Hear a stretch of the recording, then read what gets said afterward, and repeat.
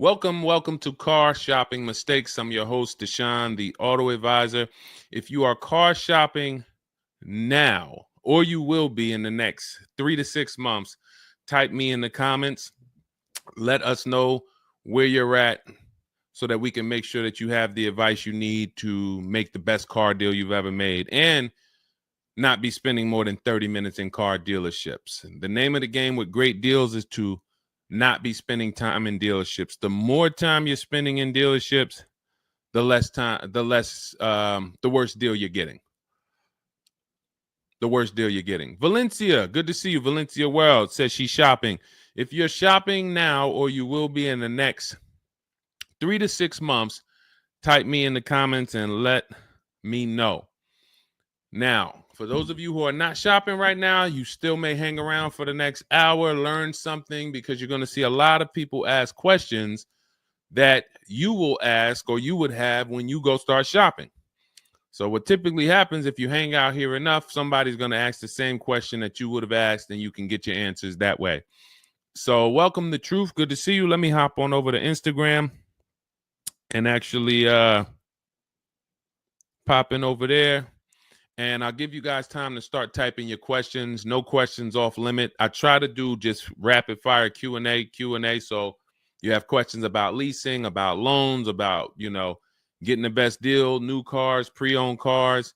If you just want to tell me your situation, kind of what your goal is, we can go from there. And that's typically how we run it here. So let's see. I'll give you guys time to start typing. Once we get the first couple questions coming in, Dolan will start to bring them into the show. And we'll go from there. All right, I'm just sharing the show. Shout out to the sharers. And before we even start with the questions, I want to talk about the mistakes that I see people making. Let's really start out with the mistake of this leasing versus buying. I'm so happy that over the last 3 years, who was taught never lease a car? You were taught or you heard never lease a car. I could not be more happy that we have been helping people get their first lease for the last 3 and 4 years. The financial advice we've been listening to concerning leasing has cost us thousands of dollars. I was going to lease a car next week. As long as you get 5 offers, cool money. As long as you get at least 5 offers, you're good. See, people are out there paying. There's a couple ways that you can get a car. You can buy it new, you can buy it pre-owned, or you can lease it new. When you lease a car, you're leasing it brand new. So if you look at the financial parameters, you ask yourself, if I buy a new car, how much will it cost me?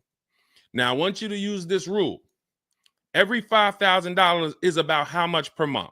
This is not for the new people. If you're new here, type the number 1. Let me know you're new. You've never been on the show. I don't expect you to have the answer to this question.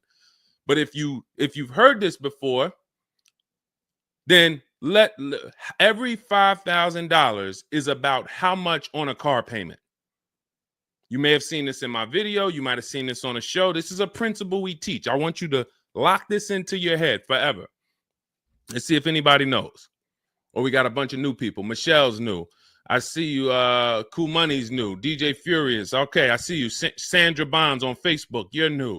Okay, a lot of new people checking in. We're live on YouTube, Facebook, Instagram, and TikTok. So if none of you know, I want you to remember this. Every $5,000 is about $100 per month. Good to see you, Digby, on TikTok. Every $5,000 is about $100 per month. So how do we turn that into a real budget? You look at a car, $30,000 divided by 5,000. You're going to see that's about 600. Well, that is 600. So when you see that a $30,000 car to purchase is $600, if you borrowed that money, now you know about how much that car is going to cost, about how much $600 a month will get you if you purchase. Now, if you lease, $600 a month, depending on the lease deal, could get you a $50,000 car. So we're driving. So if your budget is $600 per month, then you have a couple ways that you can get a car. You can go find a $30,000 new car, no money down. You're at about $600 on a 5-year loan. You can go find a $30,000 used car. You're about $600 on a 5-year loan. Now, for $30,000 used car, maybe it was like $45 when it was new. You get it for $30. Or you can get a $50,000, depending on the lease deal, brand new car that you lease. So let's drive this home. You have people pulling up in cars. They're all paying $600 a month. One of them is driving a brand new $30,000 car. They didn't put any money down. Another one is driving a $30,000 used car. They didn't put any money down. $30,000 car. Another one is driving a $50,000 brand new car. They didn't put any money down. Who's getting the most value? In the short term, it's the person driving the $50,000 new car. It's nothing you can say about that. It's no like, well, it depends. Nope. $50,000 brand new car, $30,000 brand new car, $30,000 used car. The person driving the $50,000 car at $600 a month is getting the most value, hands down. Now, in the long run, where do the people who buy win? That's where we talk about the 8-year rule. That's why if you're buying your cars and you're keeping it 8 years, you should be purchasing, not leasing. 8 years is when you win. So that's where I wanted to start at. Let's start, like, tear down this bad information you've heard and you've believed about leasing. And I see people asking, we got a lot of questions coming in. I see you, Jaguar Music, on Instagram. I see you, Cool Money. I see you, we got quite, I see, hold on. From what I can see, we got like 4 or 5 questions waiting. So Dolan, you could bring in the first one. Type your questions in, anything you want to ask. If you want to ask about leasing, I saw someone asked about bad credit. What about if I have bad credit? What about mileage with leasing? Just start typing those questions. We'll bring them all into the show and we'll get to them one by one. Is that true for someone that went into bankruptcy? Okay, so if you came out of bankruptcy, your goal should be to rebuild your credit as quick as possible. Right now, your credit's blank. You come out of bankruptcy, your credit's blank. You have nothing there, and that's a good thing and a bad thing. It's easy for you to build. I've seen people come out of a bankruptcy and literally they have a 700 score in 1 year. They're going to go get credit cards. Just like if you're 18. If you're 18, you go get credit cards, you don't use them. Pay $15 gas, or you don't have a car yet. You pay $15, $20 a month for something, pay it off. You're going to have a 700 credit score. The more you don't use your credit, the more credit they give you.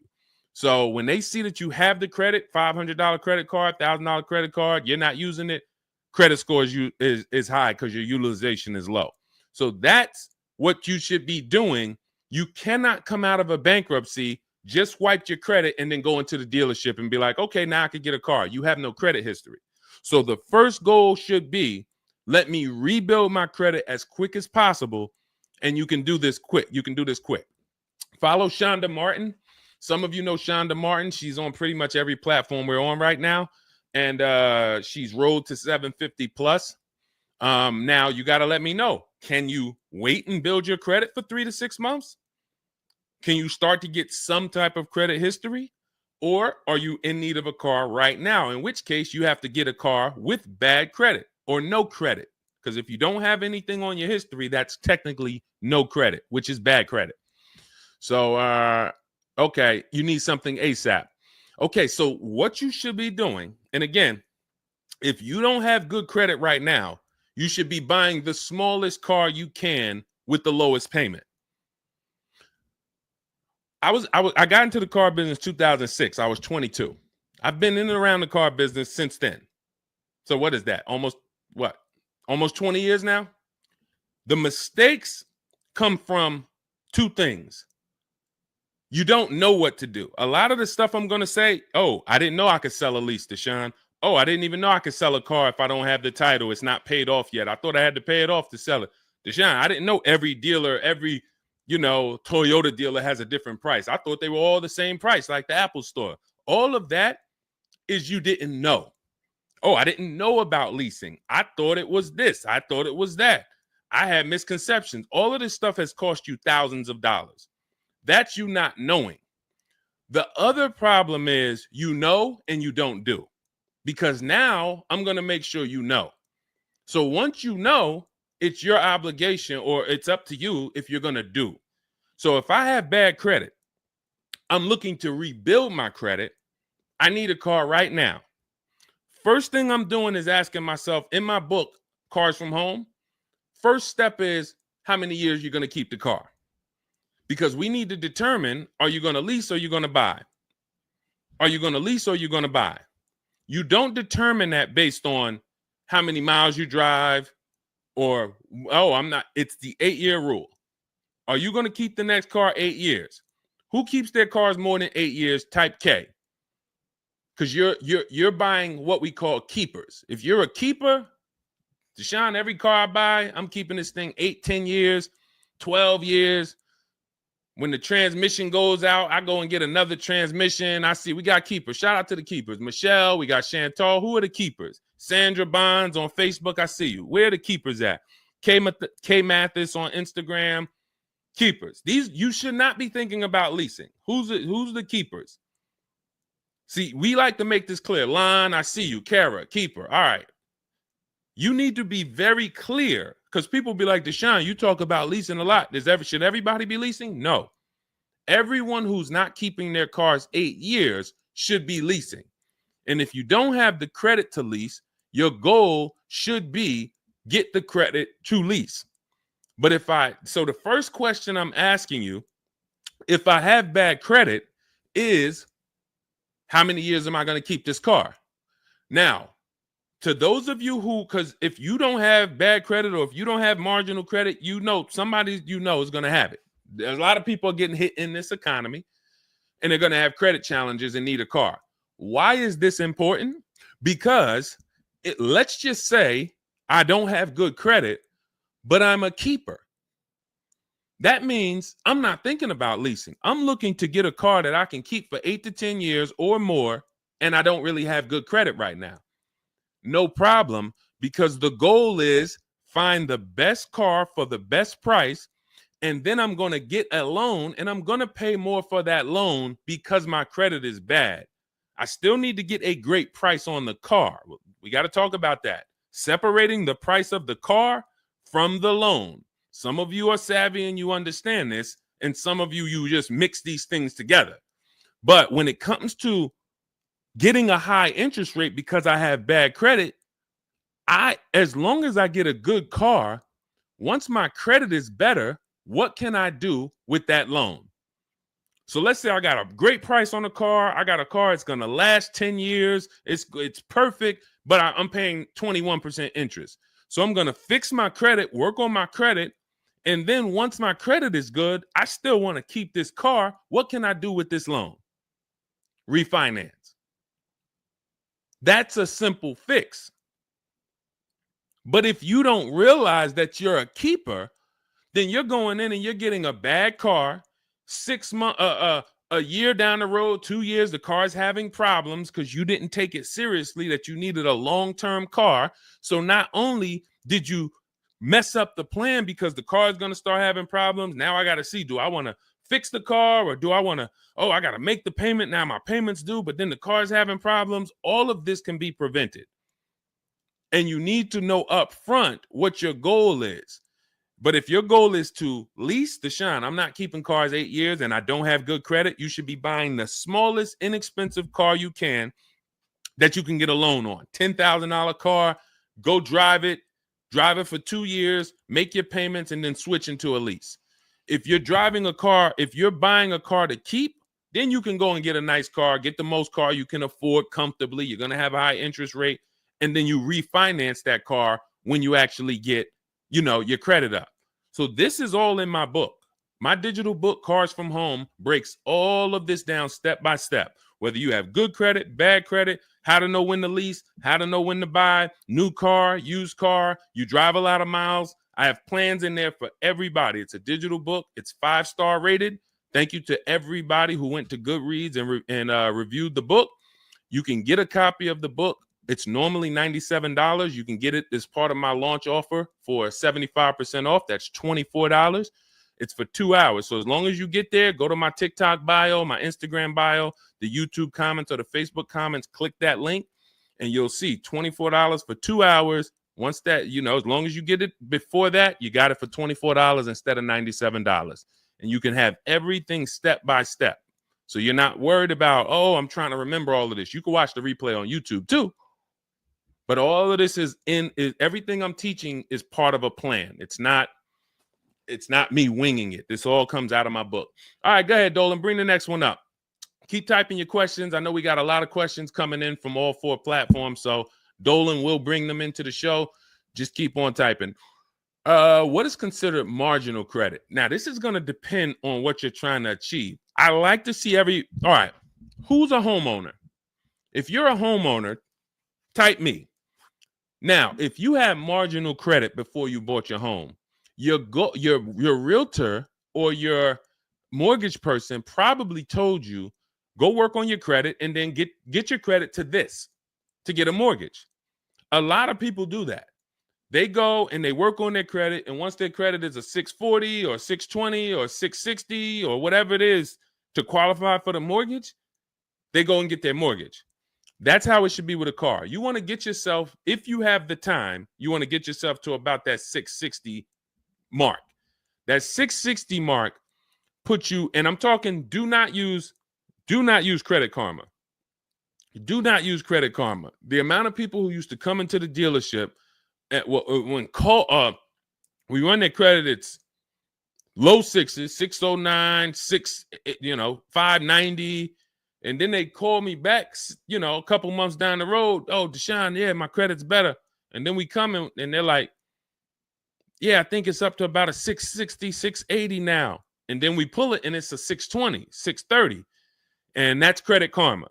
Do not put yourself in a position where you're listening to Credit Karma. Pay. You can go to Google and you can type in, get my FICO scores. You want your FICO scores direct from the credit bureau. If you don't subscribe to a thing that gives you it before you go and make a purchase, you want to know what your FICO score is, not what a Credit Karma score is. But if you have the time, you want to try to get your FICO scores all above the 660, 670 mark. That's going to be in that good category. You can qualify for a lot of leases. Now, if you're in the 650, I want you to think about this. I have something I teach called credit and when it comes to profiles, leasing and credit. It's easier to get a loan to buy a car than it is many times to qualify for a lease. If you got a low 600 credit score, a lot of people will approve you. They're just going to approve you at a higher rate, higher interest rate. With a lease, it can work similar. But sometimes when you're in that low 620, 630, it's very tough to get approved. They're not going to take that much risk, but you may have a strong profile. So when you go into this, it's not black and white, guys. It's not like you can say, if my credit score is this, I'm done. What if your credit score is this, but you have a car payment already you've paid on time? When I worked for Mercedes, I worked for Mercedes for 5 years. We'd have people whose whole life was falling apart, but they never missed a payment on their Mercedes, and they get approved all the time. Everything else is falling apart, behind on the home. But if Mercedes sees you pay them, you got approved. So what I say is a current car. That's why those of you, if you're building to get a lease, if you're building to get a better car, pay that car on time that you have now. Because the best thing you can do is have a history of on-time payments on your car. That means a lot to a bank versus missing the car or putting the payments on the back because you thought that somebody told you could do that and it wouldn't affect your credit. A lot of people learn the hard way. Oh, I thought when I put the payment on the back, it didn't show as late. It does. So we again, I'm here to tell you everything from the inside. I've been helping people for years. We have people all around the country. You know, we'll bring a lot of them into the show. Marguerite, Brian, you know, a lot of the people who write in, Sheree. But we have this. I'm telling you from the inside, not from your perspective. I'm not like the public, and it's like, oh, this guy this guy must have really learned about buying cars because he's teaching. No, I'm from the dealerships. And, you know, if I wasn't doing what I was doing for 10 plus years, that was my job in dealerships, working with people, looking at banks, looking at credit reports, sitting there, seeing people turn down, seeing negative equity. So that's where my solutions for you come from inside. And so I would tell you, try to get to that mid sixes mark. And you'll put yourself out of a manipulation zone. You can qualify for a lot more things. All right, I see you, Michelle. I see you. Kim Randall, good to see you. The Savage Mama checking in. Abdul checking in. Good to see you. Go ahead, Dolan. You can bring up the next one. All right. Shout out to Dad. Y'all running the likes up on TikTok. Thank you so much. Thank you to everybody who's double tapping the screen. We appreciate you. Can you talk about putting money down or not when purchasing a car? So important. Listen, this is a good one. This is a good one. I don't know who asked this question, but this is a good one. Can you talk about putting money down or not when purchasing a car? So here's how you want to make sure your down payment never gets taken if you are purchasing a car. You must separate your monthly payments from the price of the car. You make the mistake sometimes of going in and saying, what's the payments on that car? Who's ever said that? Hit the like button, type me. You ever said, hey, what's the payments like on that car right there? The reason why we don't do that is because you're actually mixing two transactions when you do that. Thank you for being honest. Shout out to the people who are being honest. You're mixing two transactions. You're looking at the price of the car and you're looking at the loan details, which equate to your monthly payment. See, if you pay cash for cars, then you understand you don't care about the payments. You go in, you're trying to find out the out the door price. What is my out the door price from the car for this car? If you're doing it our way, you're doing this from home. Bunch of dealers submitting offers to you. They're out the door offers for this car to your email, bidding war. We'll talk more about that in a little bit. That's the cars from home way. But once you get the out the door price, you then say, all right, that car that I want, $32,000, including all my tax, all my fees, $32,000. I pull up my auto loan calculator. How much is $32,000 on a car payment? Well, 5 years might be around $620 a month. 6 years might be around $550 a month. Okay. Do I want my payment to be that high? If I could afford that payment, do I want my payment to be that high? You see how we've separated the price of the car from our loan and our monthly payments. This has nothing to do, and this is what we call the 3 pillars of great car deals. 3 pillars. You cannot get a great car deal if you're mixing these 3 pillars. First one, who I buy my car from. Second, who I get my loan from. Third, who I give my old car to and sell it to. That's why we don't say trade here. That's a curse word. Forgive me if I even saying it. And if, we get some questions about trade-ins, we'll explain why we don't trade cars. So we have to separate these and bid out each one. You have so many online tools at your disposal that you just don't know how to use yet when it comes to your cars. You know how to use Amazon to go buy a TV. You know how to get a subscription to YouTube. You got a ton of online tools you know how to use. Shazam, what's that song? Shazam it. But the online tools about car buying, you just don't know how to use them. That's where I come in. Our entire system is showing you websites that do this, tools that do that. And so we can make sure that we're getting the best deal. So the only way you're going to make sure you never lose your down payment is you have to separate the monthly payments from the price of the car. If you go in and say, hey, how much is that payment? The car salesman says, well, how much can you put down? Well, I don't really want to put any money down. Well, all right. If I had to, I guess I could put down like 3, 4 max though. But I'm trying to be at like $600 a month. You're working your loan out with them. That's a loan. And let me tell you how. Let me show you why you can know you shouldn't be mixing these transactions. There's big money in all of them. There's a ton of people who want to sell you a car. There's a ton of people who want to give you a loan. They don't sell cars. Let me say that one again. There's a ton of people who want to give you a loan. They don't sell cars. They want to compete for your loan. That should tell you there's a lot of money in the loan business.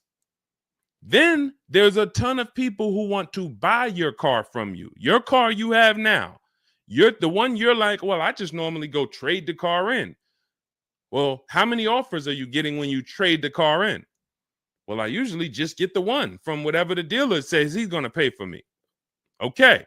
So there's a ton of people who want to buy that car from you. They don't care about selling you a car, and they don't care about giving you a loan. So when you buy a car from a dealer and you give them your old car on trade-in and you get your loan from them, you just gave them 3 transactions. You did 3 transactions with them in one. Do you see why it's impossible for you to get a great deal doing that? Type $signs if that makes sense. Who's locked in? Because I know sometimes we only got a couple people that be watching. Some people, man, you're cooking dinner and you're like, I hear you, Deshone. You're not gonna save $5,000, $10,000 like my students, and you're cooking dinner and you're just trying to listen in on the side. Look, you're not gonna get this. Look, person got a Kia $439 a month, $35,000 car. Look, save probably $6,000 off the car. Melissa, $12,000 that she got from Carvana. Let me just read something from people who are locked in, so you can, maybe this will inspire you to get locked in. All right, this is Melissa. 4 days of leasing like a boss. That's our system we follow for getting our leases. Started with a Kia Telluride as first choice. Quotes for 36 months, 15,000 miles a year. Ranged from 642 to 653. Went to a Honda Pilot. Ended up getting quotes as choice B from 616 to 713 after contacting every dealer in North Carolina. She did this from home, right from home. She got after contacting every dealer, the dealer I ended up leasing from originally quoted me 719, came back at 616 in 3 days with 0 due at signing. This is on a, where's her car at? I can't see. Hold on, 616. Oh, that one wasn't clear. All right, here, let me read this one. Thanks so much for these resources. I read the entire book last night.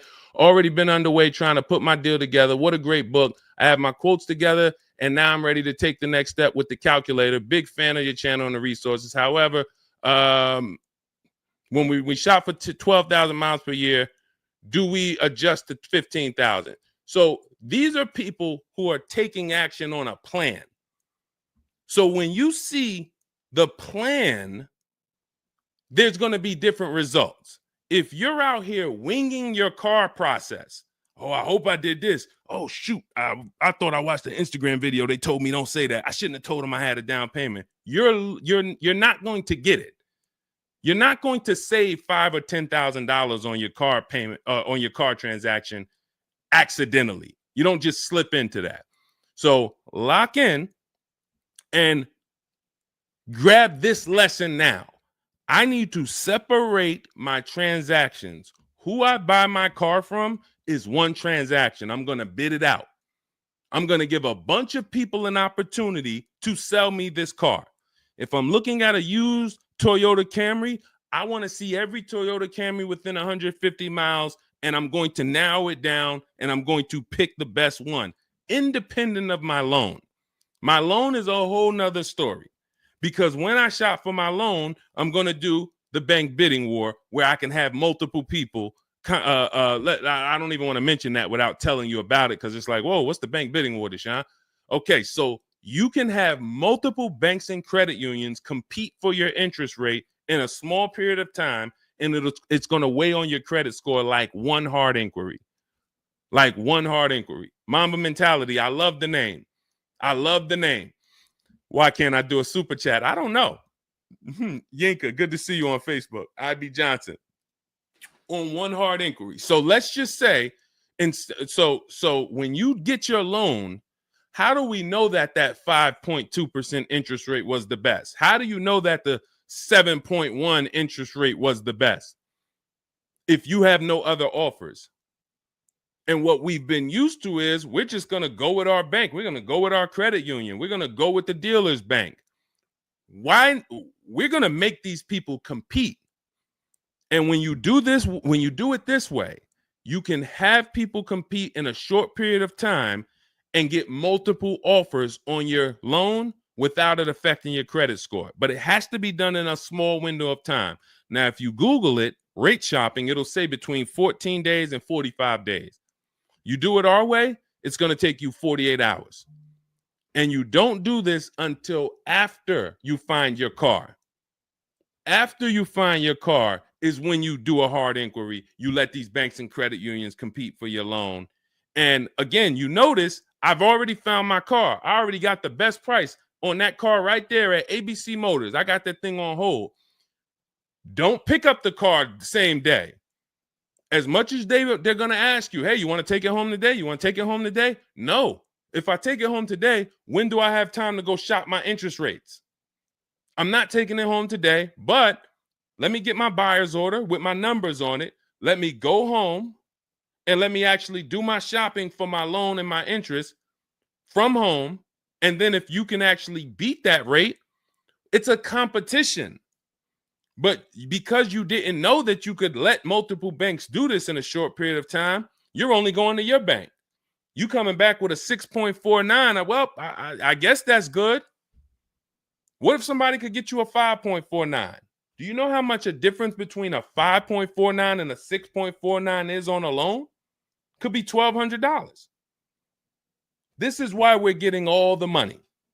So again, all of this is in my book, digital book, Cars from Home. You don't have to wait for it to come in the mail. You can have it by the end of the show. It's in my TikTok bio, Instagram bio, Facebook comments, and YouTube comments. Normally $97, but you can get it as part of our welcome offer for $24. As long as you get there before the 2 hours is up, you get it for 75% off. It'll have everything in there. That is the bank bidding war. If you're not, again, before we go to the next question, if you're leaving the dealership wondering, if I was to walk up to, yo, Deshone, what's going on, man? Hey, I just got this car, man. What do you think? Okay. Did you get a good deal on it? Yeah, man, I definitely got a good deal. How do you know? If you're not saying to me, yo, man, you know how many offers I saw? Man, I got about 6 offers on this car from different dealers. This was the best one. Okay, you did good. What about your loan? No, man, listen, my bank competed, credit union competed. The dealership told me none of their banks could beat what my bank gave me. Congratulations, man, you got a great deal. But if you don't have that same confidence, you did not get a great deal. And now you're driving in a $30,000 car, $50,000 car, and you don't have the confidence that you actually didn't leave thousands of dollars in these dealerships. This is crazy. And when you get mad and stop accepting it, you'll listen to what we're telling you to do. If you think you deserve that abuse, then you're going to keep doing the same thing. That's why you got to unlearn. Okay? So separate your transactions. Who I buy my car from, I'm getting multiple offers for. Who I get my loan from, I'm getting multiple offers. Who I sell my old car to, I'm getting multiple offers. And with the internet, I can do all of this right from my house, right here. All right. That's the Cars from Home way. Let's go, Dolan. All right. Keep typing your questions. I see you, Mamba Mentality. I see Mamba Mentality got a lot of questions. Samante Love, good to see you. Jay Bass, good to see you. Yep, Jay Bass. Separate transactions. Exactly. D So Chill on TikTok, good to see you. Lisa on TikTok, good to see you. Hector Ruiz, thank you, Hector Ruiz. Shout out to the sharers. Shout out to the sharers. I always got to take time to shout out the sharers. We can't do this without you. All right, how can I schedule a consultation with you? Also, does it make sense to lease a pre-owned vehicle? So let me answer the bigger part of the question first. Most leases are going to be brand new. There's only been a few manufacturers that have tried to do a pre-owned lease program. Lexus tried it. BMW's tried it. And there's certain brands that can technically lease a used car. The reason why I don't like it is because it's not enough of a wide stream. It's not enough of a mainstream program to create competition. And if you can't create competition, then you don't know if you're getting a good deal. If you walk in to lease a brand new car and you're walking in and again, we don't do this. We never sit down in a dealership. We're there to test drive only. We're never talking numbers. But if you are doing it the old way, you're going to go in and then you're going to get a bad lease deal presented to you. And they'll say, well, I could lease you this 3-year-old one and it'll save you like $150 a month. How do I know that's a good deal? It might be affordable. And sometimes you confuse affordable with a good deal. It's not a good deal because you could afford it. I want to let that sink in. We confuse, you know how many people I watch get a horrible deal, but they go home and they're like, yo, man, they got me to my payment. Bad credit usually. A lot of people with bad credit will brag about yo, man, you got to go see Joe, man. Why do we need to go see Joe? Man, he got me in a car. Nobody else could. All right, let's look at the numbers. Dag, you're paying 24% interest. You know this is an 8-year loan? You know this is an 8-year loan. Oh, nah, I just, listen, man, Joe, you sending all your friends to Joe. Oh, look, and this car has 70,000 miles on it. You paid 28,000 for it? See, because they got you to a payment you could afford. So you thought, good deal.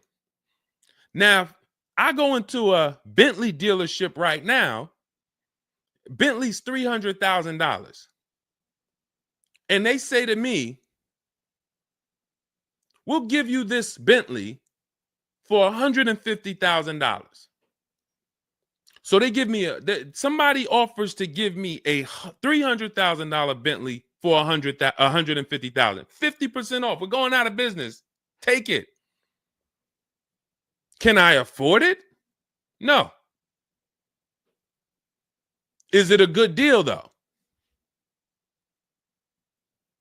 Is it a good deal? $300,000 Bentley, half price, 150 grand. Many people, you don't have that in your budget to go and bring 150,000 dropping on a car. Now, if you want to do a business thing, go buy it for 150, quickly sell it to another dealer for 220. Okay, that's what we would do. But I'm not talking about that. I'm talking about just you alone. Affordability does not equal deal. A deal is a deal whether I could afford the deal or not. And the only way we know a deal is to actually get multiple offers. There's no other way. So I'm going to continue to say it. There is no other way. I've been in the car business since 2006. There is no other way for you to know you got a deal without comparison shopping. Same way if you walked into a grocery store and there was only one, you walk into the Dorito factory. There's only Doritos everywhere. No other competition. They sell them for $7 a bag. There's no competition. So everybody who's in the Dorito factory is paying $7. But when they go in the supermarket, Doritos competing against Lay's, competing against Wise. Oh, you can't be $7, Dorito. You might have to be $4 this week. You might have to be on sale this week for $2.99. Competition. It's everything else. So a lot of what I'm saying to you will click when you realize that you've been programmed to buy cars in a way that you don't buy anything else up. You don't buy anything else that way. Everything else you buy in your life is competition. People competing. Everything else only with cars, we look at one offer. So that's why when you come home, start to look at the whole market, you're going to love this. You're going to be like, man, I don't know how I didn't start doing this before. What I'm teaching is not, the whole Cars from Home system is not rocket science. We just use the internet to create competition. That's how we get crazy deals. That's how you see Alex graduated, was able to get a new lease for my partner, sold his old car to Carvana, bid that out. Notice he didn't trade it. He didn't say I traded in my car. I sold my old lease to Carvana, old 3,500. He got 14. That was his highest bid.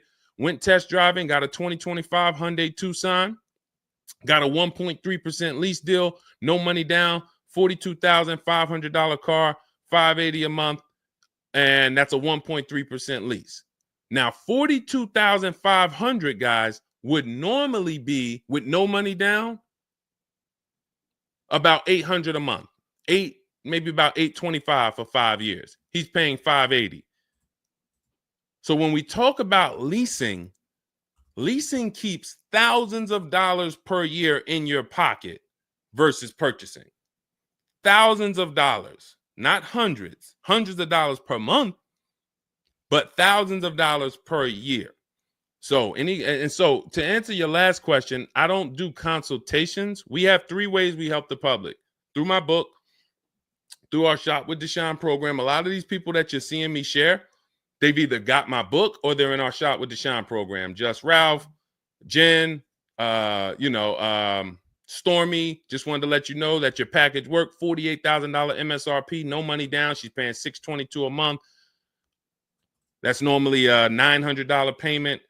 Marie, some of you know Marie from some of our other shows. We talked about her. Just wanted to reach out. Thank you. She used the book, saved over $13,000 off of her Mercedes, got her payment to be hundreds lower per month, maintenance included. Just wanted to say thank you. She got a 2025 GLC Coupe.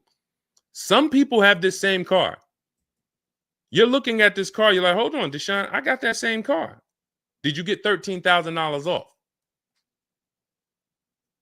Did you get $13,000 off?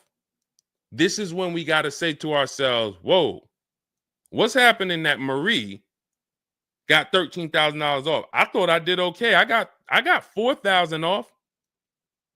You see how dangerous it is when you don't get multiple offers? You thought, man, I negotiated, man. I was in that dealer for about 5 hours, man, to get that $4,000 off. Marie never went into a dealership and she got $13,000 off.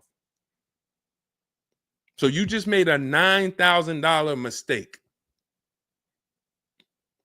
So you could either change your behavior, go grab my digital book, Cars from Home, learn the same thing, use the same strategy step by step that Marie just used, and you could eliminate you making these types of mistakes, or you can continue to do what the car business wants you to do.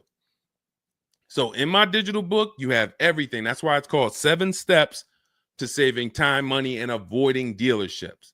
It's in my TikTok bio, my Instagram bio, YouTube comments, Facebook comments. You can get 75% off for the next 2 hours. So you won't pay the normal $97. You get it for $24 if you get there before the welcome offer expires. And that's a digital book. It'll be in your inbox by the time we end the show. You'll have all these strategies to use for you, your family, your spouse, your kids, to make sure every transaction you're winning. You're leaving no money on the table. All right. So yes, I don't do, and you'll see in our Cars from Home toolkit in my bio, we do have a program where we shop for people around the country. In fact, before we go to the next question, let me show you what you'll be able to do. But in our case, we do this for clients. So you get in where you fit in. I don't tell you, it's like if I put a buffet in front of you, everything gets you full. You get the book, you're there. You come into Shop with Deshone, we do it together. You watch our video checklist. You have coaching calls, we have Zoom calls, we have a private Facebook group. You get to your goal. Or you can, if you qualify, you got to have the credit. You got to be shopping for a new car. You can look into our Done For You program. You can book a call with our team. But here's an example of how big of a margin these offers. I want to show you the difference between some offers here, because some of you don't really see it. Hold on. I got to label these better for our next show. Okay, here's an example. So we can see here for this particular car, the payments range, all of the car itself is $64,000. We're shopping for a Genesis. This particular month on this particular car, the payments range. Y'all ready? We got 6 offers on this car. The payments range from, well, I'm just reading them to you. $973, $899, $1,102, $1,066, $921, $913. Now this is initial payments. Why is there a $200 difference in these initial payments? This is why you never want to take people's first offer, because the initial payments are going to be high. But even in the initial negotiations, why is it, Deshone? Wait, all of these cars are the same price. Why is one dealer at $1,050 and another dealer is at $899? Because they're criminals. So what do you think you're doing if you just walk into a dealership and say, let me give this dealer a shot at negotiating? If you're negotiating with the dealer that's at $1,050 or $950 or $975, where are you going? And the goal is to have that dealer. This is why when these dealers come, when they come down $100, you think, oh, I had to win. Man, they just came down $100 per month. They started out, they were at $590, and now we're at $490. This has to be a good deal. Well, how do we know that they weren't supposed to start at $490 and end up at $390? If this is clicking for you, type a $, because this is clicking for some of you. Those of you who are locked in, this is why it has to be a mentality change. I'm pulling back the curtain so you can see that, Deshone, it's been feeling like when I go to buy a car, it's a mental game. I drive off and I'm kind of happy, but then I don't really have the peace. I don't really feel like I did good. I'm kind of hoping I did okay, right? That's you, right? So I'm telling you that your gut has not been lying to you. I see you, P. Honda Fundamental Salon. Good to see you. Got my book. Use it. Use it and win. So your gut is not lying to you. I'm just the one from the inside coming to tell you that you closing your eyes and hoping things go well is not working. It's not going well for you. If you looked at other people, they're doing better. If you looked at people with strategy, they're getting cars for $200 a month less than you. They're getting $5,000 off less than you. They're leaving knowing that they got the best deal because they saw so many offers. You're hoping, and that hope is not leading to that. Hope is a bad strategy. So what you want to do is you want to change your mindset and realize that the dealer's whole goal is to keep you from shopping. If you burn that into your head about the car business, the entire goal of every dealership is to keep me from shopping their competition. And if you know that, then you're not going to go into the dealership. You're going to say, all right, how can I be at home and do this from home? Again, that's all in my book. But even if you want to make calls, there's some people, you've been on to this since 4 years ago, 10 years ago. You're like, Deshone, man, I knew, man, I don't go into those dealerships. I call around, I'm going to get me a bunch of offers. And by the time I get there, that's when I'm picking up my car. You've been on to this truth for a long time. Some of you, I'm not telling anything new. Some of you, you're like, whoa, I didn't know that really. I thought that it was all about going in and just negotiating. No, because 80% of dealers are never going to give you what we call a below market deal because they got too many other people walking in that's willing to pay a higher price. So you have to find the dealer who is going to give you that low payment out of the whole market. That's why this is a bidding war. And when you start to do this, you're going to be like, yo, why does it seem like this is kind of fun now? I kind of enjoy this. Is like a game. And you're the prize. So instead of feeling like you're begging, oh, come on, can you do another $500 off? Come on, man. I'm only asking. Get me from 520 to 499, man. You're begging. So instead of begging, you got people now competing for you. Whole different story. That's what we want. That's the transformation we want for you today. All right, let's go. Dolan, next question. All right, Fundamental Salon, I see you. I see you, Jay Bass. I see you, Randall Pine Straw. You got the number 3 gifted badge. Thank you. Y'all lighting up the lights on TikTok. Thank you so much, Monica 9300, BKS Aggie, Timothy Garces, Drew Saberton reposted the broadcast. Thank you so much. Shout out to everybody sharing this. What about military personnel? What's the question? Just rewrite that question because I don't know. What's the question? I know what about military personnel. I don't know. Are you asking about military rebates? I don't know. So just kind of give me a full question, and then I'll be able to give you a better answer. Hello, I'm planning on purchasing a 2025 Escalade. Any negotiation between the MSRP and the invoice? Of course. Now, if you walk into a dealer and you say something like that, what is the dealer going to say? So let me ask everybody who's watching. We're live on Facebook, TikTok, Instagram, and YouTube. If this person casually walked into the dealer and said, hey, is there any negotiation between the MSRP and the invoice? What do we think a smart dealer is going to say? Not an honest dealer, a smart one. Thank you, Sassy. No. No. And you know what's crazy? They're going to say it in a way that makes you believe it. So if I put my car salesman hat on and I switched it to kind of for myself, this is what it would sound like. Or is there any negotiation between MSRP and invoice? Not really. On these cars, I mean, we don't even have a lot of them. A lot of people are trying to get them now because the tariffs are about to hit. And even though this is an American-made car, some of these parts, they're produced in Mexico. So there's not, we really like to, a lot of dealers are selling them over MSRP. In 10 seconds, I just took you to, whoa, but can I get MSRP though? See, that's why I'm never training you to go in and negotiate with people that negotiate every day, 3 times a day for the last 10 years. You're just not going to be a match. You might negotiate office furniture. Yo, Deshone, I do office furniture. A car salesman couldn't come in and negotiate with you on office furniture.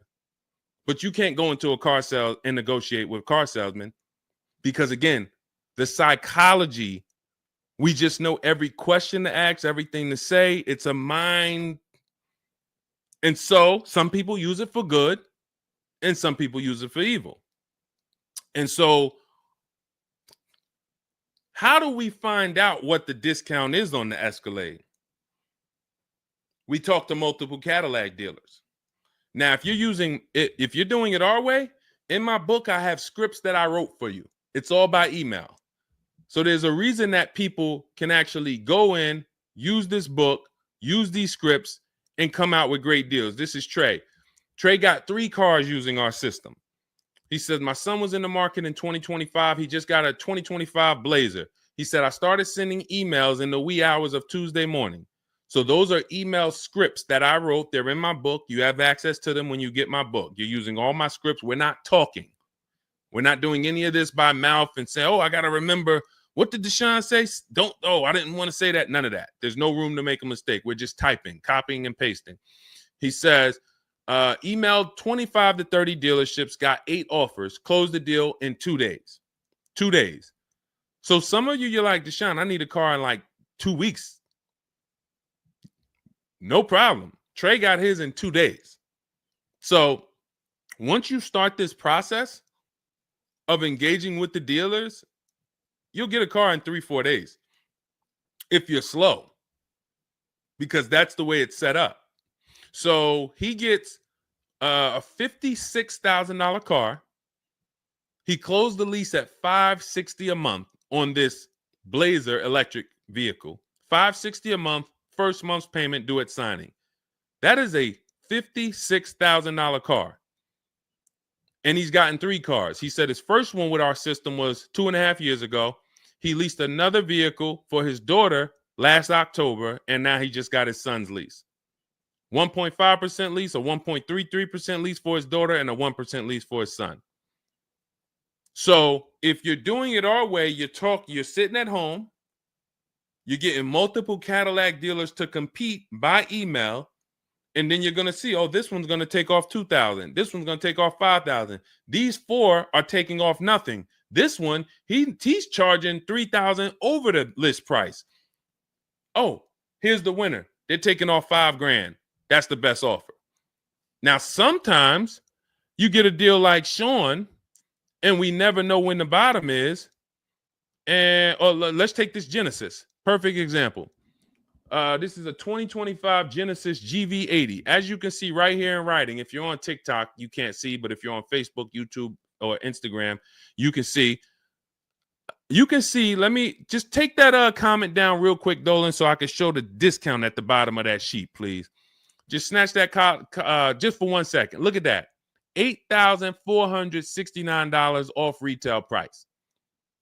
Brand new 2025. Okay, you can put it back up, Dolan. Thank you. So when you look at that, this is the lowest offer of multiple offers.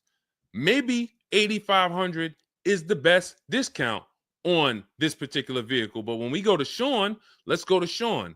F-150 Lightning, XLT, $73,000 vehicle. What's his discount? $21,000. Look at the dealer discount and look at the rebates. And every dealer is not going to tell you the rebates. Some dealers will not be honest with you about the rebates. They'll hold some of them or they'll hold all of them. When he got all his offers, he saved $21,000 off the price of the car. So how do we determine, to answer your question about the Cadillac Escalade, what's the discount between MSRP and invoice? We don't know. Could be the best discount could be $3,000. The best discount could be $5,000, could be $10,000, $12,000. We don't know. And because you don't know, you cannot negotiate. If you knew that the best discount you could get on a Cadillac Escalade was $8,000, you knew that, then it would be easy to negotiate. I'm just going to go on. All right, man, come on. You're at $6,000. Nah, man, I want another $1,000 at least. I'll let you keep the last $1,000, but you got to get me to $7,000 because you know the bottom, $8,000. No car that we go in to get do we ever know what the bottom is. So what you're doing is you're feeling for the bottom. But if Sean thought $10,000 off was the bottom for his F-150 Lightning, then he wouldn't have got $21,000 off. That's the danger. So when I say to you, you're leaving $3,000, $5,000, $7,000 on the table, you can't say to me, Deshone, no, I'm not. Because I get so many offers, man. I know I'm not leaving money on the table. You don't know you're leaving money on the table. I got $8,000 off my Infinity truck I got when I leased it. How do I know that was the best offer? Because I had 7 other offers. I had 7 other offers of Infinity dealers that I went back and forth with by email. This one giving me $3,000 off. This one $4,000. This one $6,000. This one $6,000. This one, we'll do $8,000 off. You got it. You won. Took me 60 minutes. This is where I want you to get new cars, used cars. You're making your deals from home. You're the prize. You're going into the dealership to pick up your car, man. They like, man, you sell cars? How'd you was like quick, man, that you kind of knew what this was quick. Car salesmen going to love you because you didn't waste their time. You didn't tie up 8 hours of their time. They're making deals with you in 20 minutes, 30 minutes. It's great for everybody, but it's mainly great for you. That's what we want. Okay, all of this is in my digital book, Cars from Home, 7 Steps to Saving Time, Money, and Avoiding Dealerships. It's not a mail book. It's a book. You can have it in your inbox in the next 5 minutes. Normally $97, but as part of our welcome offer, you can go to my TikTok bio, Instagram bio, click those links. You can go to the Facebook comments or the YouTube comments. Dolan has a link for you guys. You get 75% off. That's $24, but it's only for 2 hours. Now, if you visited earlier, some of you, I did a show, my last show, you might have visited the link and you missed the countdown. You'll see it's gone. So you want to make sure when you actually go there, even if you come back in a couple minutes, don't let that timer hit 0. Book's still worth $97. You saw Marie, she saved $13,000. So I think if Marie, if she was on the show, she would say, look, even if you missed the $24, get that book. Save me $13,000 off my price. All right. Corey Duncan, I'm just catching your comment on TikTok. Look, it works, y'all. I promise. Leased a car back in April after using his book. Got the best deal. You see what I'm saying? Like, and this is all over. It's too many people for me to pay. When I tell y'all, like, it's too many people. I pride myself on not can Deshone get great deals. Obviously, you guys know if I could sit on here and answer your questions for an hour and a half. Clearly, I've been in the car business since 2006. Clearly, Deshone can get great deals. But can other people? That's why I'm showing you other people. That's why I'm showing you Benita. That's why I'm showing you Kimberly got 20 grand off her Maserati when she got it. Zafrina got 2 cars. She got a car last year, got her Jeep Grand Cherokee, $66,000 car. She got it for $579 a month. And then she just got another car that she posted 2026. Not even a 2025. 2026s. They ain't even out yet. She got a Kia or just came out recently. Kia EV6, $76,000 vehicle. She got it for $742 a month. She leased it. Now let me just do some math for you real quick on how crazy a deal that is that Zafrina got on her second car. The first one's crazy too. They're both crazy. But let me just, here's how we judge a lease. We judge a lease by how much we're paying and how much car we get to drive for that payment. So the reason I created the 1.5% rule is for you to know you're paying too much money for a car you're giving back. The 1.5% rule tells us if we divide the monthly payment into the MSRP with no money down, it creates a percentage. And if that percentage is over 1.5 for 12,000 miles per year, we're paying too much. It's no value there. It's a bad value lease. Let's look at Zafrina's deal that she just got. She's paying $742 a month, and she got a $76,000 car. So let's say, go into our calculator, $742 a month, 36 months. That equals $26,700. That includes taxes, everything. That is how much she's giving them for 3 years to drive this car. $26,700. It's a $76,000 car. You don't have to be a mathematician to know that if you walked into a showroom and you saw a $76,000 car, once taxes and fees and everything were on top, it's over 80 grand.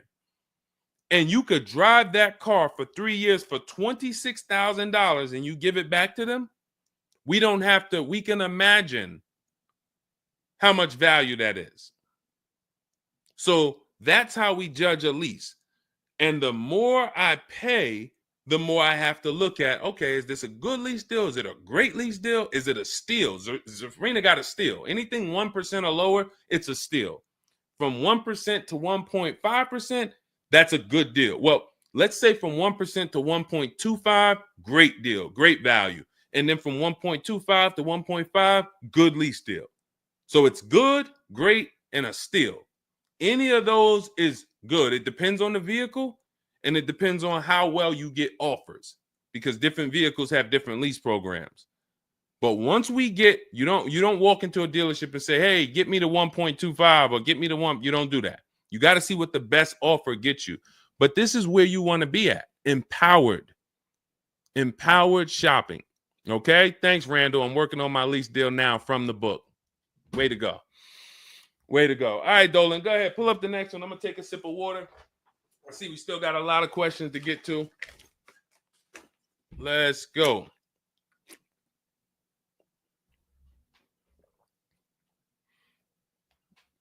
Mark is me. Good to see you on Instagram. Checking in. All right. Let's go. Does it matter if you email or call a dealership to find out the best price? All right. No. You just got to realize it's going to be different things that come with phone. The reason why. Okay. Who's a good negotiator? All right. Let me put it like this. Who's not a good negotiator? Let's be honest. Who's not a good negotiator?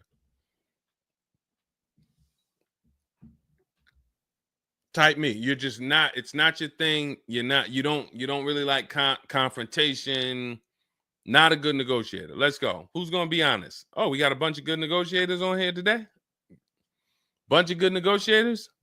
Where we at? Hershey. What's going on? Randall, Sassy. Who's okay.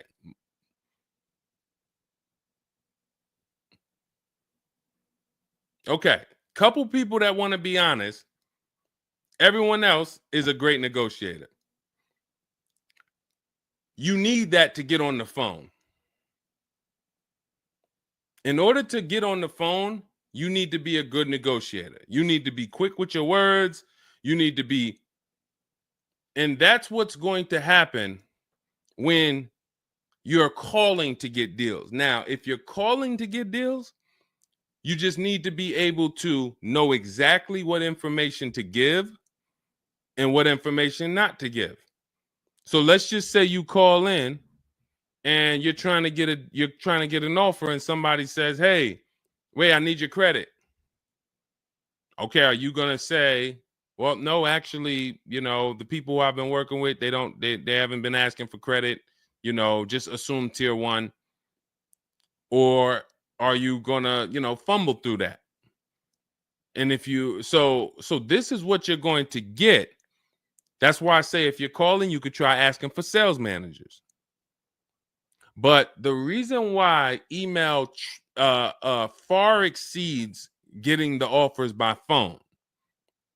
Now, look, getting the offers by phone is way better than walking in.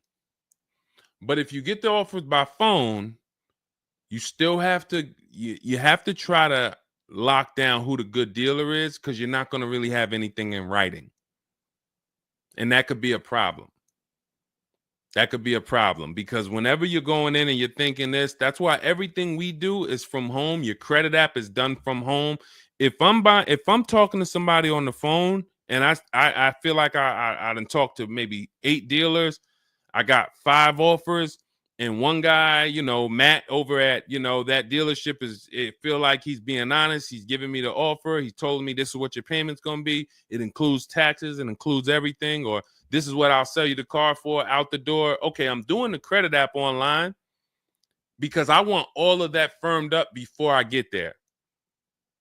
I have a video we're going to put out soon about a dealer who we just experienced this shopping for a client, where the dealer put something in writing. And then when we did the credit app, or the client did the credit app, changed the offer. So when they changed the offer, that means they didn't want to do that offer to begin with. Oh, no, they didn't change the offer. They said the car was sold.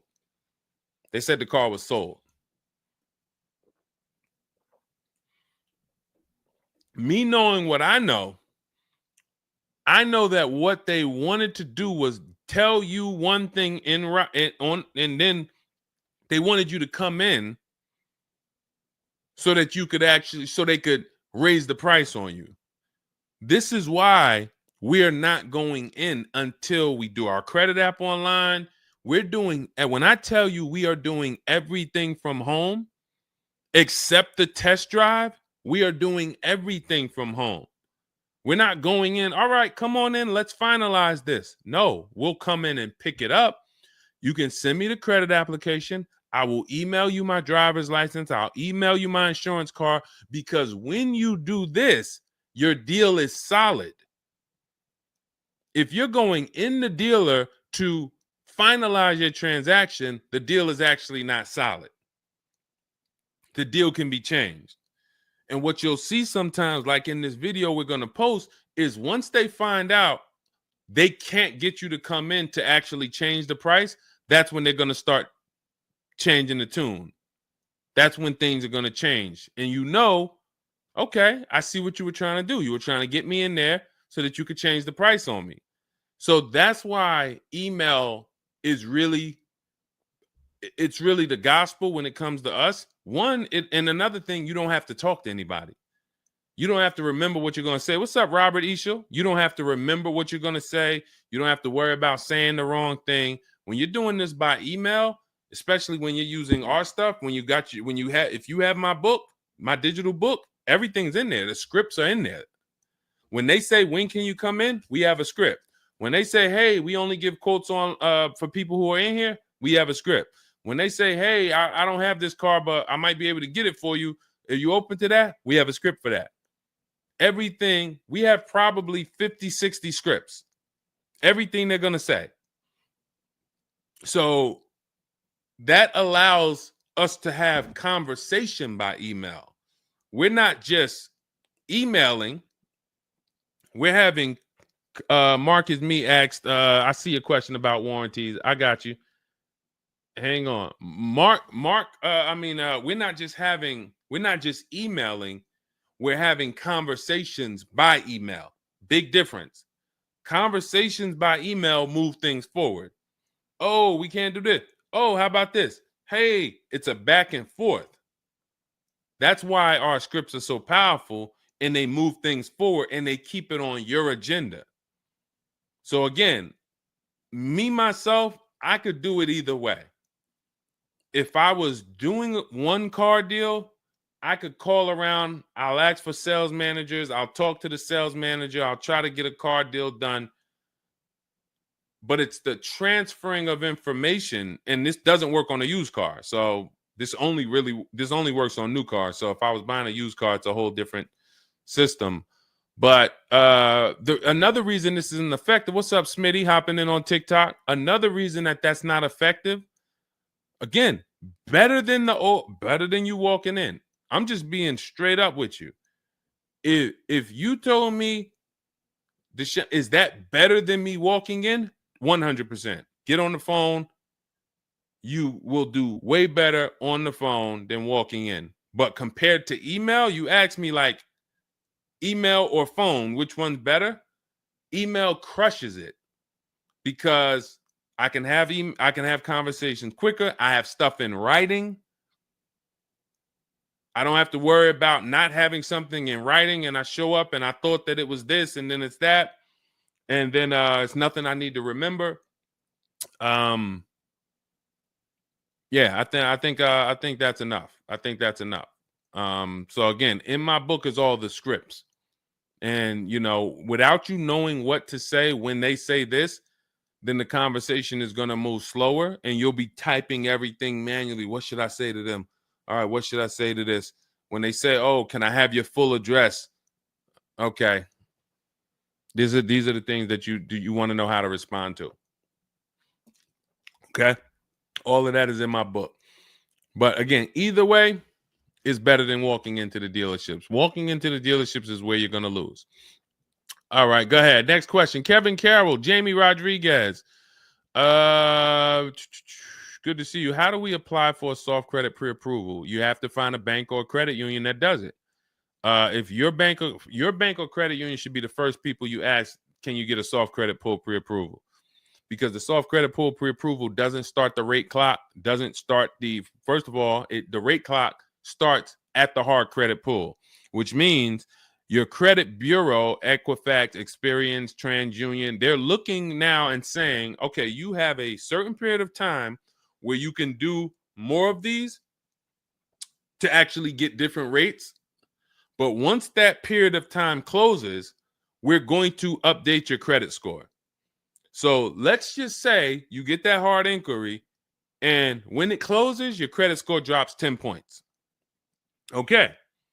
Had you gotten 3, it would have dropped 10 points. In that window, same 10 points.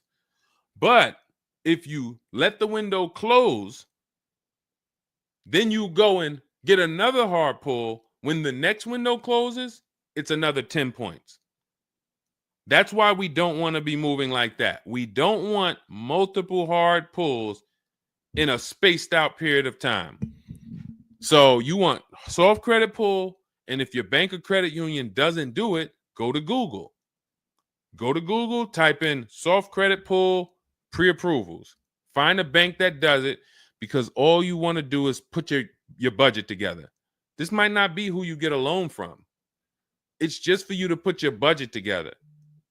And if you've ever bought a house or you got a mortgage, you'll see, all right, you might pre-approve me for, 4.25 interest rate. And then once I go to get my loan or my mortgage, it might go to 4.3. It might go to 4.6. It doesn't matter. This is just to budget. You need something so that you can know how much you can spend. That's the purpose of the pre-approval. So it's no reason for you to ever give a hard credit pull. You are much better off just using the rule of every 5,000 is about $100 per month. Burn that into your head. Every 5,000 is about $100 per month. So that means when I'm looking at this $30,000 car, that's $600 a month for 5 years. What if I want it to be $500 a month?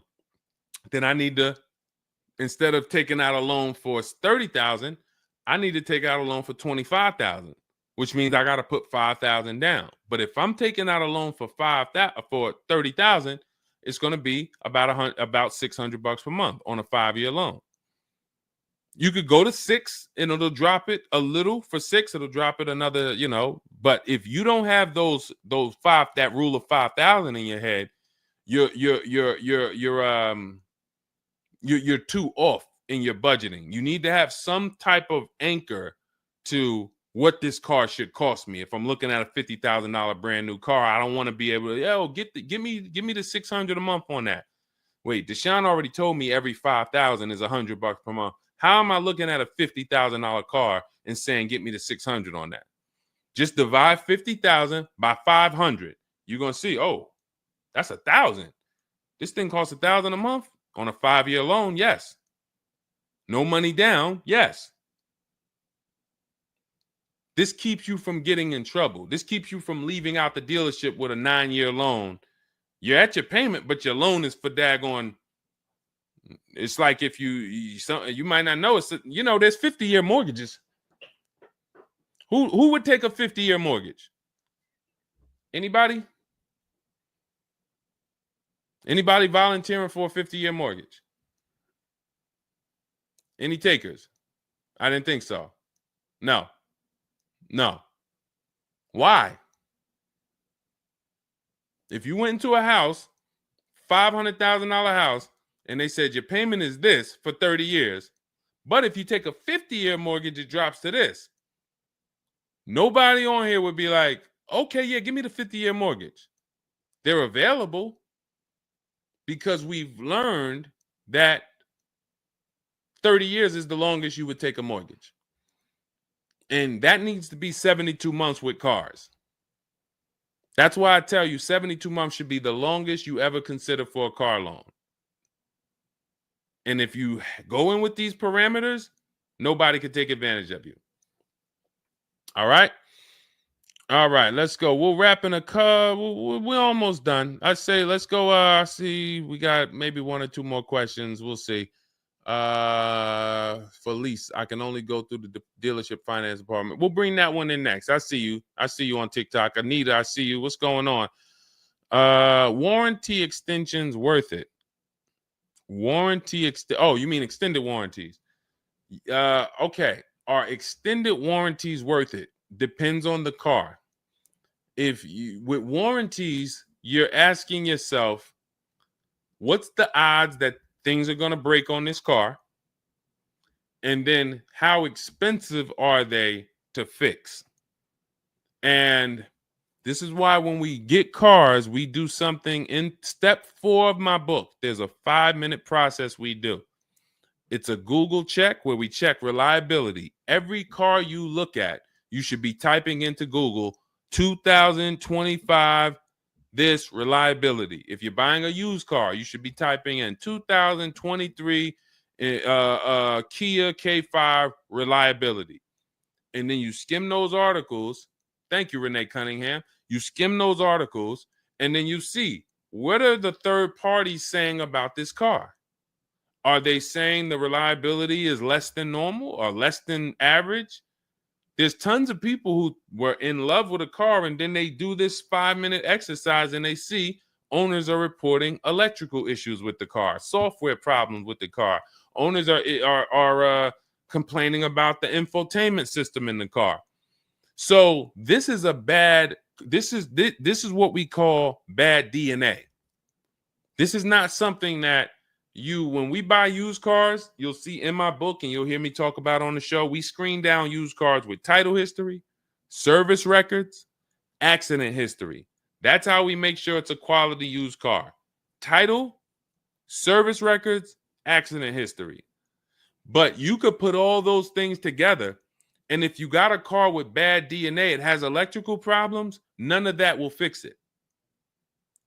So, Deshone, I did that whole search you told me, man. I did everything. I narrowed it down. I got a good car. I got the best price. But, man, the car is giving me problems. You skipped step 4. You didn't do that Google search I told you to do, right? No, I didn't, man. I didn't do it, man. I skipped that. That right there, now you got a great deal on a bad car. So the things I'm telling you to do take 5 minutes. Nothing that I have talked about on this stream takes 2 hours or 1 hour or 45 minutes. Shoot, I have my car in 60 minutes. I do the whole process in 60 minutes. So not one thing I have told you takes more than 15 to 20 minutes at a time. So this is a 5-minute exercise concerning this question somebody asks, are extended warranties worth it? So extended warranties cannot fix a car with bad DNA. You want to skip that.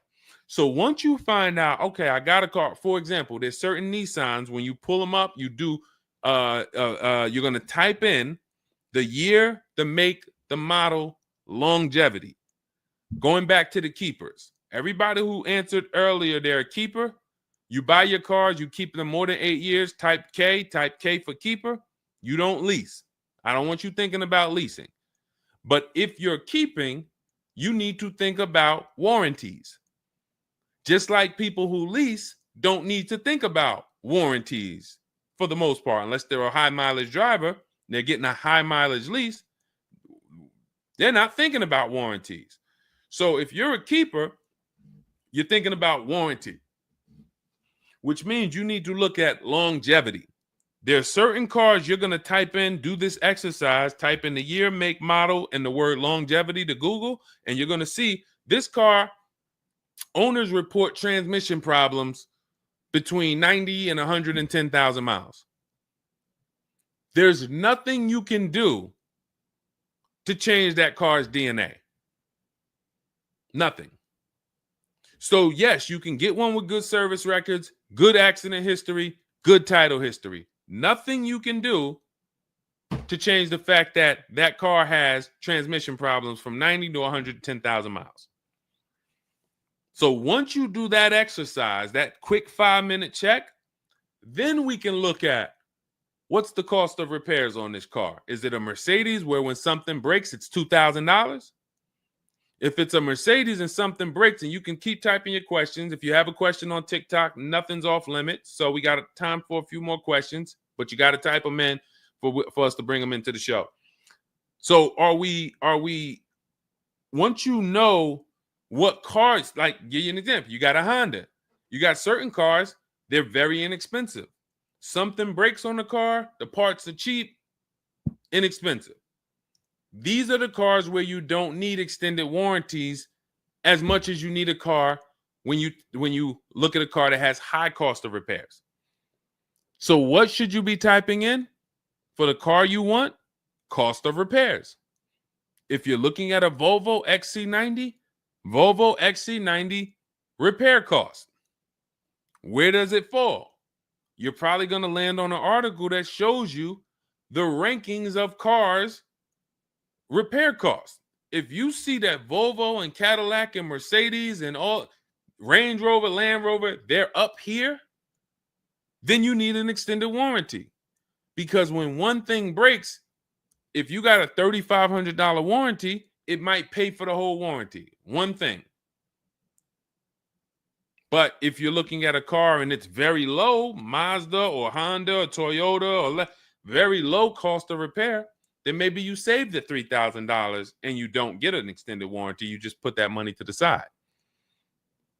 So it's going to depend on the car. When I worked for Mercedes, if somebody was buying a Mercedes, I told them, go in there, finance department, buy as much warranty as you can afford.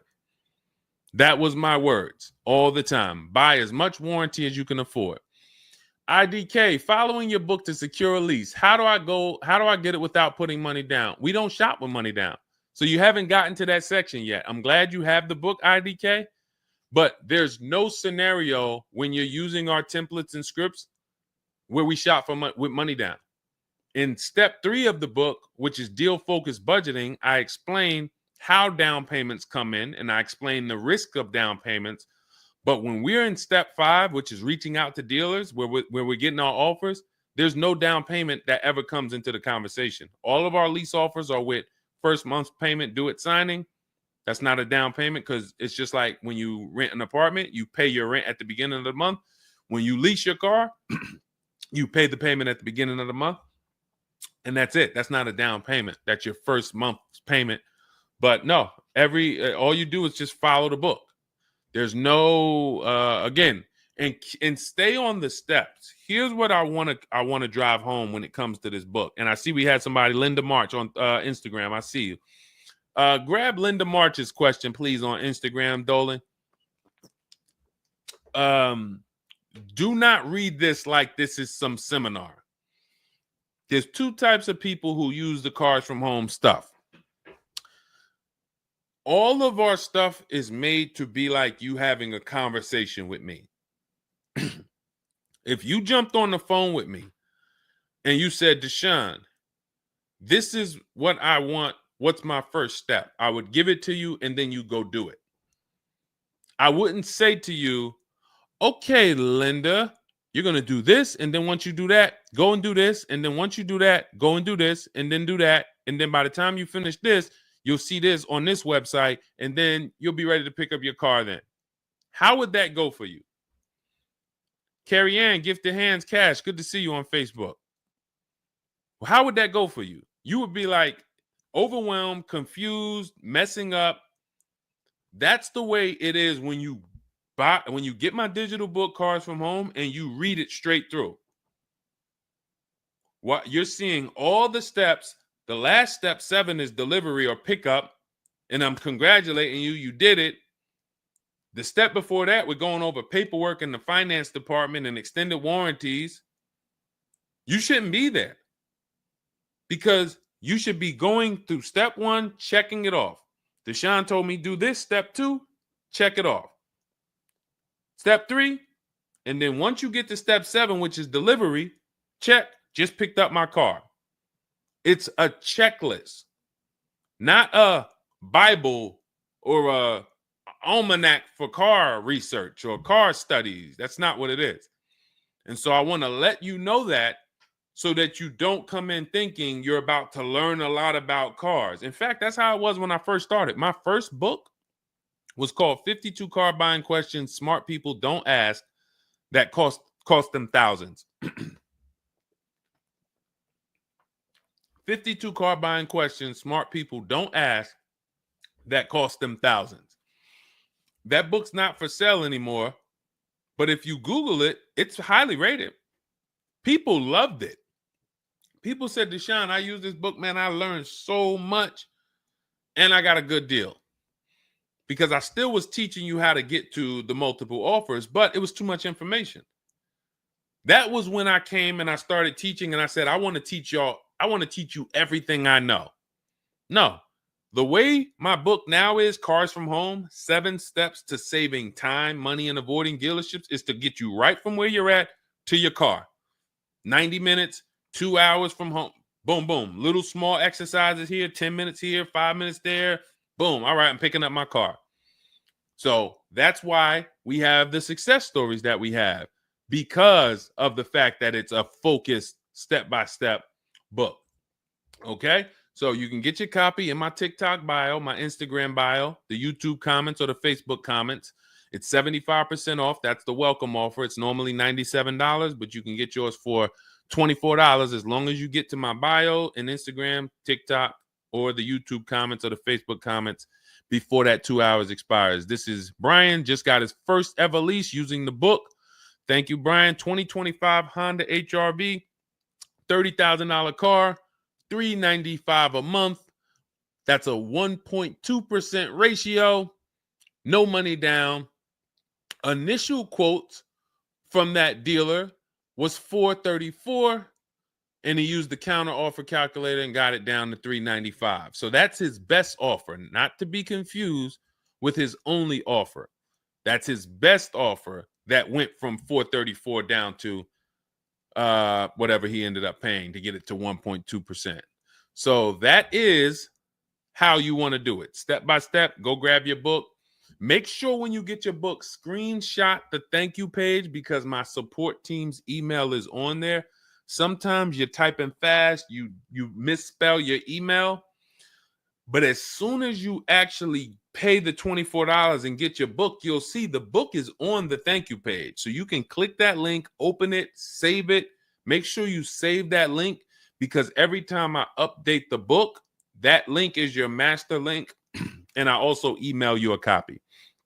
Okay, and then you'll have everything we teach step by step to get as many cars as you want. You'll see, you'll be like Sheree, you'll be like Zafrina, 2 and 3 and 4 cars. Rosalie, 4 cars. Ken, we talked about. Trey, we talked about earlier, 3 cars. These people have been with us since 2021 and 2022. So if you're new here, you got people that's already 3, 4 cars up on you using what we use, and catch up. All right, go ahead, Dolan. I saw we got a couple more from Carrie Ann. We got Linda March. Following your book to secure a lease, how do I get it? Oh, that's what we just answered. We already answered that one from IDK. I saw you grabbed it, but I answered it before you grabbed it. Carrie Ann Gifted Hands. Evening. Okay. Can a dealership... I'm sorry. I'm having trouble reading. I'm going to have tea on these broadcasts, because can a dealership take your newly purchased vehicle to a private mechanic without telling you? Actual dealership, because he refused to pay the money to get it fixed. Can a dealership take your newly purchased car? So if they're taking it to a private mechanic, then it most likely does not have a manufacturer warranty, because if it had a manufacturer warranty, for example, Kia has a 10-year manufacturer warranty, bumper-to-bumper warranty. I think it's 10-year bumper-to-bumper. But when the manufacturer puts a warranty on a car, dealerships don't really want to take it anywhere, because the manufacturer is covering the cost. They're covering the cost of the parts. They're paying the dealership for the labor. So it sounds to me like you got a pre-owned car and it was newly purchased to you, but it doesn't have a warranty. So they may have offered you some form of warranty. Maybe they put something in writing, and whenever you buy a car, you should have something in writing on the buyer's order. This is why we have a whole step in my book for paperwork and protection. That's step 6, because you need to have certain things in writing before you actually take delivery or pick up. But it sounds like they probably had an in-house warranty, like, hey, if you come back, you got 30 days or 3,000 miles, or you got 90 days, and if anything goes wrong, just come on, bring it back. And now you brought it back because you had an issue, and they're looking and saying, well, our guys can't fix the issue, or we don't want to pay our guys to fix it. We're going to pay, this guy over here, and he's going to fix it. He can do that because there's nothing in writing that says he can't do that.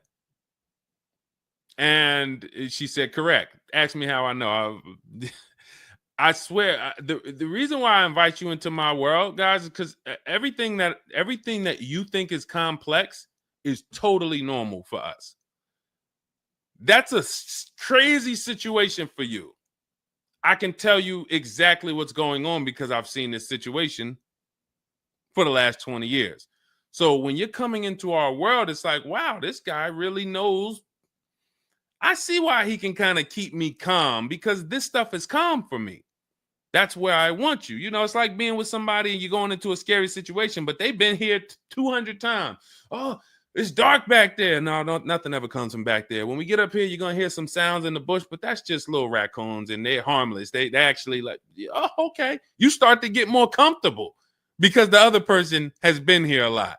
So there's nothing in writing that says he can't do that. But if it is in writing that he needs to fix the issue, that's really all you care about. What's really in writing is you need to fix this. How you fix it and who you get to fix it,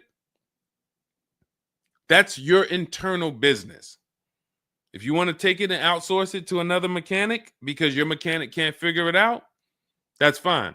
Some dealers have a relationship with a dealer up the road. So if, a used car dealer might take it to a Subaru dealer if it's a Subaru, and they might, but their thing is they need to get it fixed because they're obligated.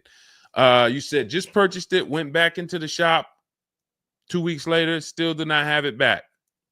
Exactly. So they're going to try to do everything possible to get it fixed. And that may include taking it to someone who they think can fix it.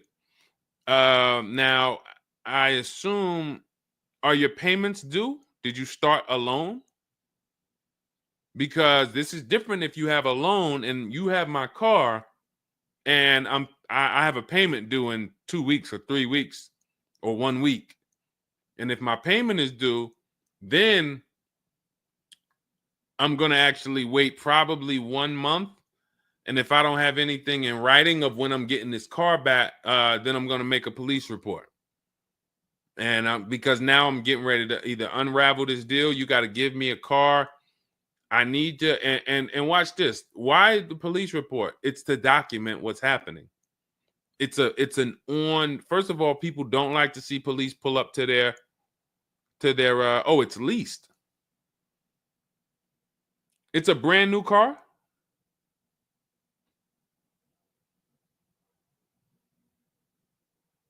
It's a brand new car. Most leases are brand new.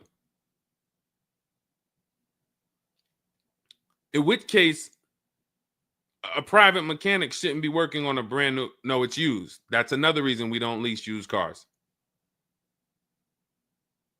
That's uncommon. See, that's what I was saying. Leasing used cars is very uncommon. No competition, warranty issues. This is why it's not a mainstream thing. And this is why it's not something that I recommend. But I don't say it's not possible. Because when people say, oh, Deshone, could you lease a used car? I'm not going to say, no, you can't. But what I'm going to say is we don't. Now, you have is there a warranty in writing? Did they write something on, because now you pretty much have a payment on a car that's used. That what is the warranty? What did they put in writing that they would cover if something went wrong? They had to put something in writing because they're covering it now. You know, or they have to fill some form of obligation. You paid 2 payments, but what warranty did they give you? Was it a certified car? Because that would give you a year warranty from the manufacturer. But again, I don't think you have a manufacturer warranty. In fact, I almost know you don't, because they wouldn't be taking it to a private mechanic if it had a manufacturer warranty. Originally 32,000, at the end 62,000 through. Originally 32,000, at the end 60,000 through Exeter. Yes. Well, I mean, originally 32,000. I don't know what you mean by that. Is that your mileage? I need to know. Did they put something in writing saying that they were giving you a warranty?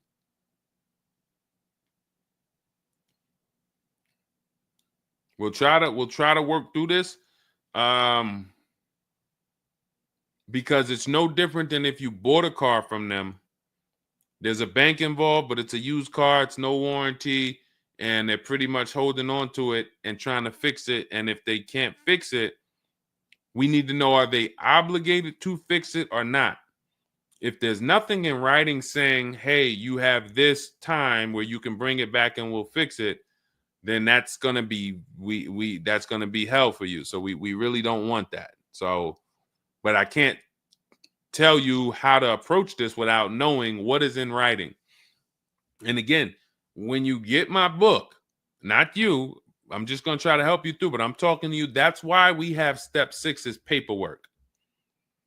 Because when you're sitting there looking at a bunch of paperwork and they're telling you to sign it, okay, sign this now. All right, this is your motor vehicle stuff. This is your okay, do you want this? What is important and what's not? What is important and what's not important? Out of all of this stuff, there may be 1-2 words on here that I need to know. I need to look at that buyer's order, and I need every used car, every single used car. I need to know what the warranty is when I drive off. Is it as is? That means when I drive off, it's on you. If the axle falls out on the highway 5 miles from here, you just signed an as-is deal. Buyer beware, it's on you. Is it 30 days, 1,000 miles? Who's going to do the work? Is it from the manufacturer? Is it from this dealership? Where can I go and use this at? You got to come back here. Do I have to go? Is this a nationwide warranty? I need to know what is covered on this paperwork so that I don't end up in a situation that we're trying to get out of right now. The warranty is through portfolio protection.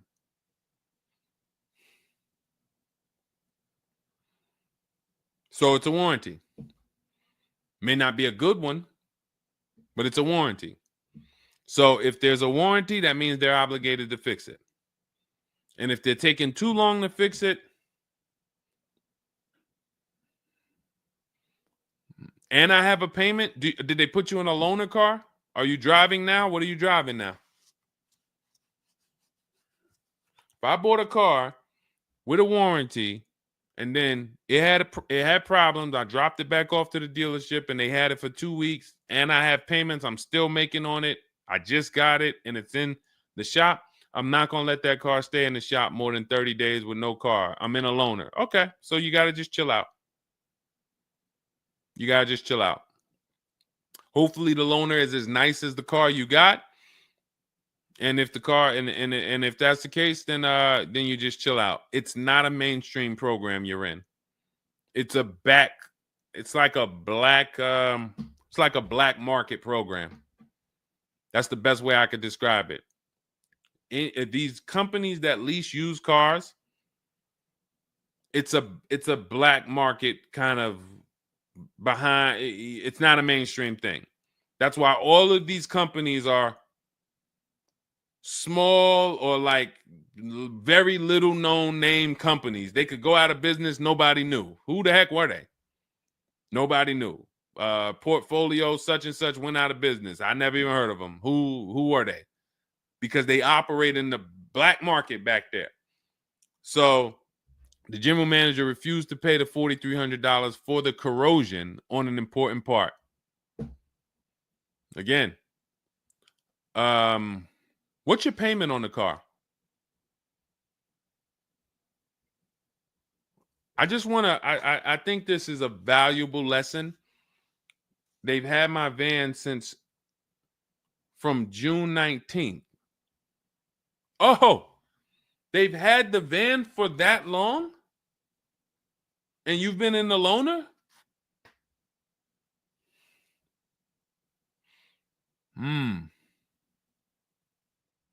Holy crap.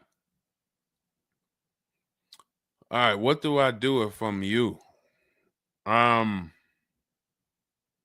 What's your payment on the car?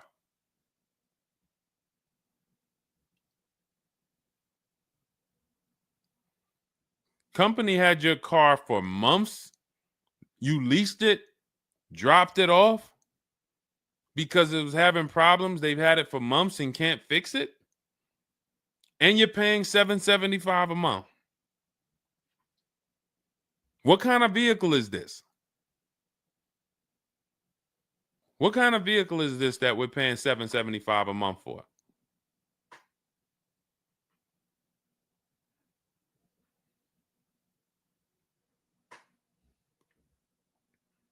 I just want to give you some time to type. I mean, I like to try to give you, I like to try to give you a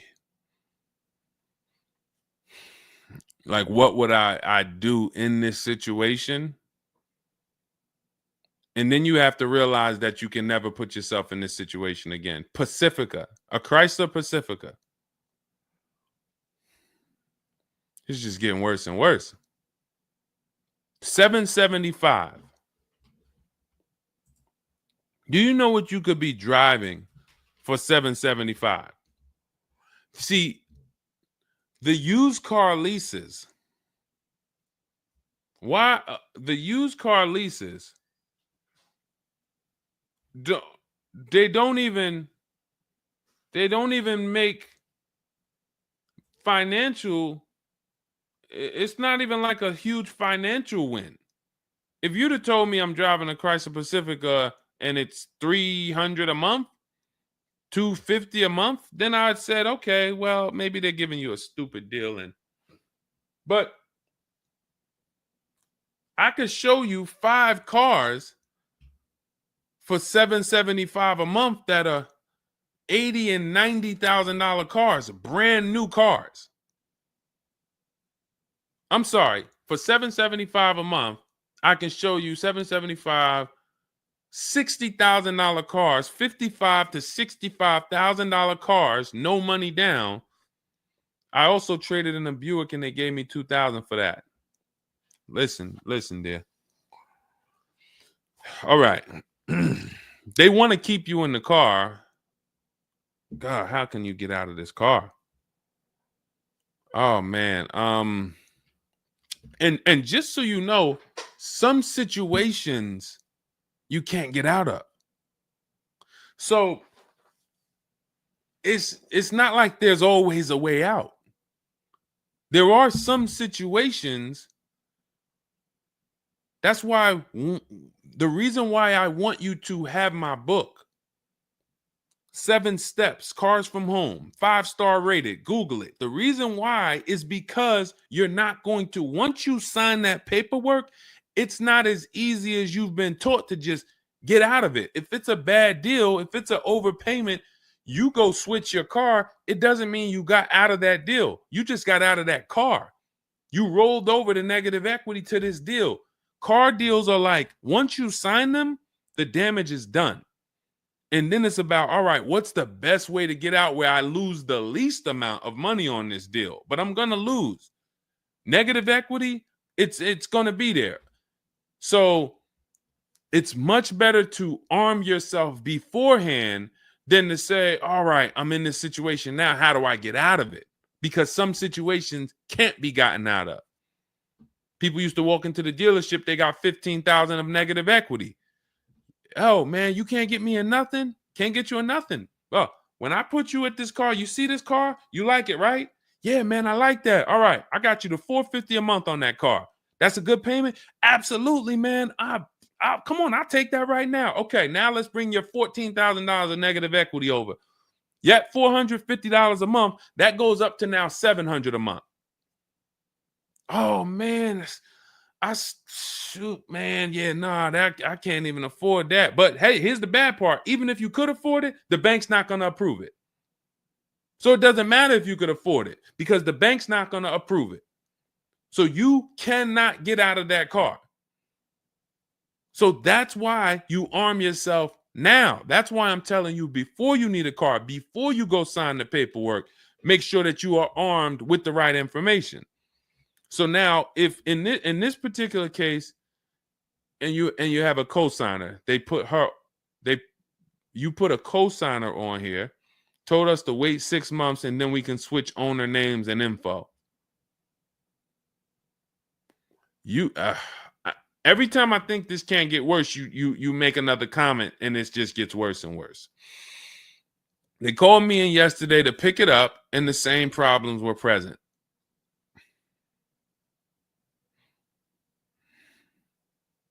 Good Lord. I'm almost stumped. Okay. All right. All right. You need to find out how many miles are on this car? How many miles are on this car? This is not a good situation. So that's why it's harder. And what I'm about to tell you, it might not even work. You may just be stuck in it. I'm trying to see if we can slice it any way possible to give you some form of solution. But if they keep giving you the car back, same issues, 60,000 miles on the car. Okay, so what I would do is you call and get the payoff. It's gonna be low. I mean, it's gonna be high. Call and get the payoff because your payment $775. I'm trying to see if you can sell your way out of it. Can you do a lemon law on a used car?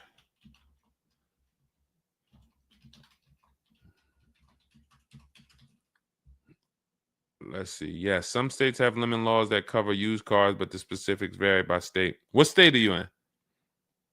If they can't fix the same issue, but it's an aftermarket warranty.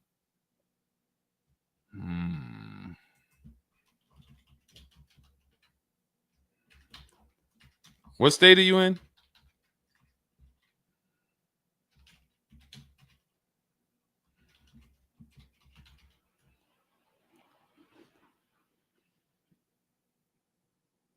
Maryland. Let me see. On a used car, Maryland. In Maryland, the lemon law primarily focuses on new cars or lease cars. Nope, that's not going to work.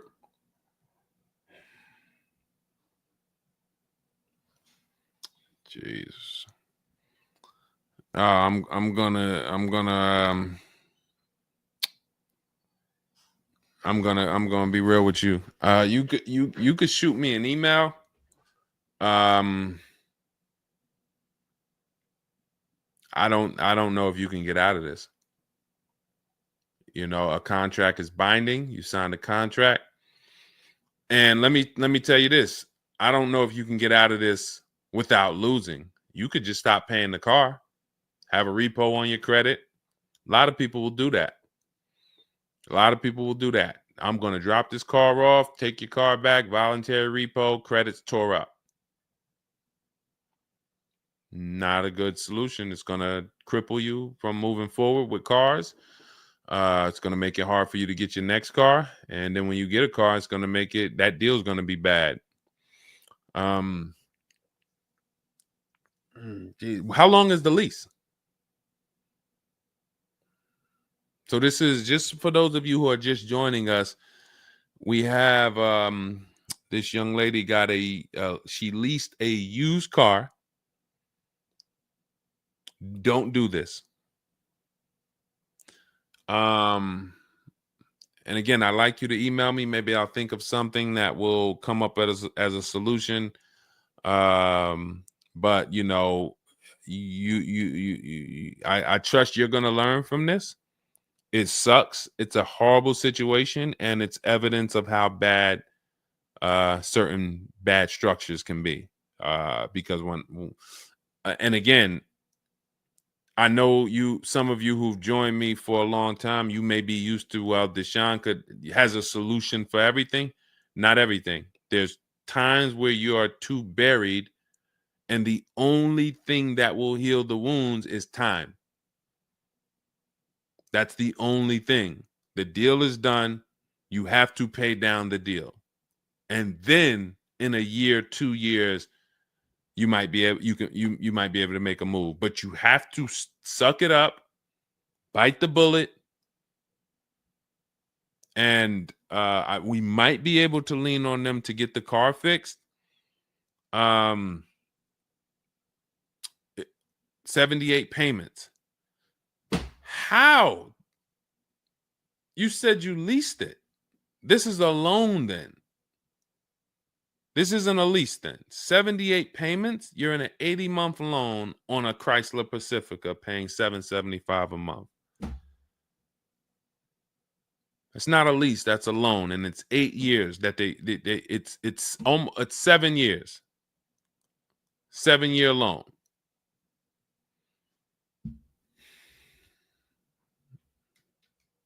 I mean, this is why I do what I do. You know, like, I don't want you thinking, okay, maybe you don't sign, maybe you don't make a mistake that is this serious, but this is cars. When I'm breaking down these big numbers and I'm throwing out these big numbers, oh, this is a $4,000 mistake. Oh, if you don't do this, yep, you're looking at about $4,000 or $5,000 you're gonna leave on the table. You take a loan that's too long, yep, you're gonna overpay by probably about $4,000 or $5,000. That might sound like nothing to you, but how I'm telling you based on me being in dealerships and seeing situations where I'm like, you made a lot of mistakes. You combined all the mistakes and you made them. So I mean, I'm just Jesus. So you're in an 80-month loan, not a lease, and you have $775 a month to pay. You are. So that means that loan, just to give you an idea of how much you've paid, you've been charged for this car. It's $775 a month times 80 is $62,000. So we're paying $62,000 over 8 years, over almost 8 years, or almost 7 years. Wait, 80 months, not 84. So yeah, almost 7 years for a Chrysler Pacifica. So we can't trade out of it. We can't sell our way out of it. That car is probably worth $20,000 at best. 2021 Chrysler Pacifica, 60,000 miles on it. That car is probably worth $20,000. But they charge you're gonna end up paying $60,000 for it. Jesus.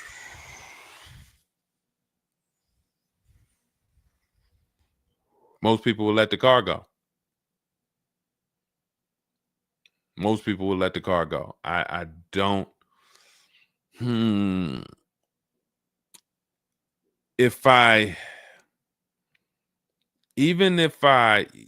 you run your negative equity, that is exactly what it's saying. 62,000. It's exactly what it's saying. $62,400 to be exact, including the $2,000 down payment.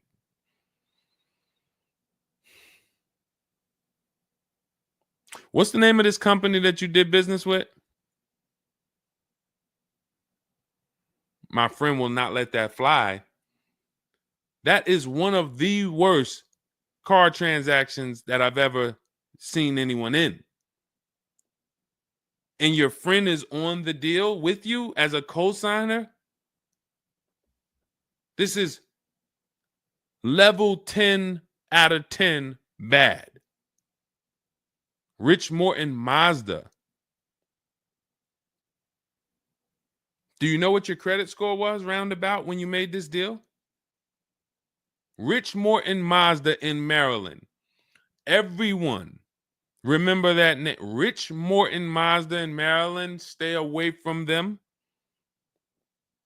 This is one of the worst deals I've ever seen. She is the main person they told me I could not sign the papers.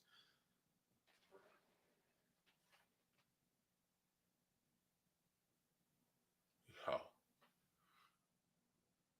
We wouldn't be friends anymore. Now,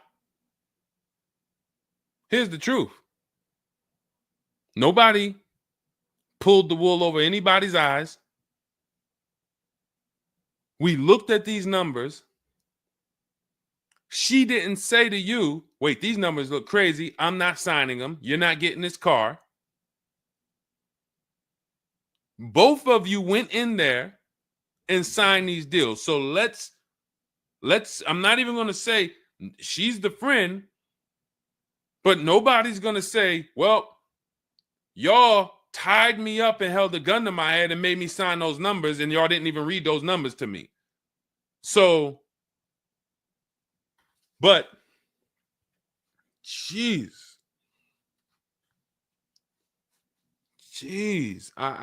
this, you're buried. You are buried in this car. The only way, and what's crazy is, even if you voluntarily let it go, you ruin your friend's credit.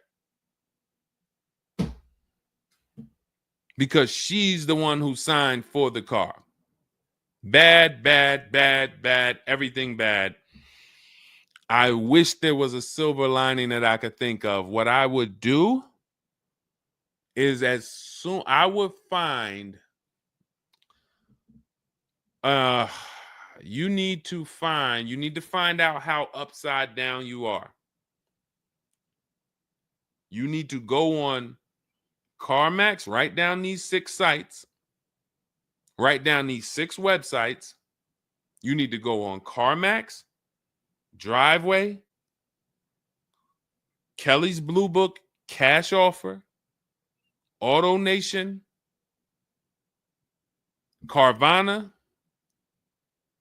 Car Gurus, Cash Offer. And you need to see what that car is worth. Let's say they say the highest offer is $25,000. $25,000. The total of your payments is not what you owe. That's what you would have paid after 7 years. You need to call the bank and you need to get the payoff. That is what you do tomorrow morning. You go on those websites tonight or today. You find out what this Chrysler Pacifica is worth. And then you call the bank tomorrow or the next or whenever, and you get the payoff. And you need to know what that gap is. If that gap is $25,000, then I am trying to get out of that car, and it might not be this year. It might not be this year, but I need to right now. I would go into an electric car lease where I could get, like, there are certain electric cars, and if I was shopping them, I would choose a bunch of them that were 50. I mean, I got a couple people who've gotten Like Val, she just got her electric vehicle. Some of these electric vehicles people are saving. This is a 1.16, but even going back to Zafrina's first deal, she got an electric car and she probably got like close to 17 grand off the car. Milligan, I always use Milligan because she got one of the biggest discounts ever using what we use. It's an electric car, but she got, where's Milligan? I got to label these better, Dolan. Remind me I got to label these better because I cannot just cycle through these. Sean got 20 grand off. The reason why you need a car that when you shop your deals, you need like $30,000 off the price of the car. And because right now you're paying a high payment and the car is worth nowhere near what you're paying. So as you pay $775 every month, you're paying it towards an asset that is worth nowhere near what you're paying. You also need to find out if you have gap insurance. So I'm going to give you those 2 homework assignments. And then the next time we're live, you jump on the show and you tell us what you did. Those 2 homework. Find out if you have gap insurance. And then you need to get your payoff and go on those websites and get the cash offers and find out what the gap is. Because if the gap is $25,000, then what I'm doing is I'm shopping. If you listen, you get, if before I tell you to get the book so that you can shop a bunch of different electric cars from home, you need to get $25,000 off the price of some electric car. While they still got the rebate, while they still got the incentives, those incentives are going to go away. When do the electric car incentives go away? Let's see. Hold on.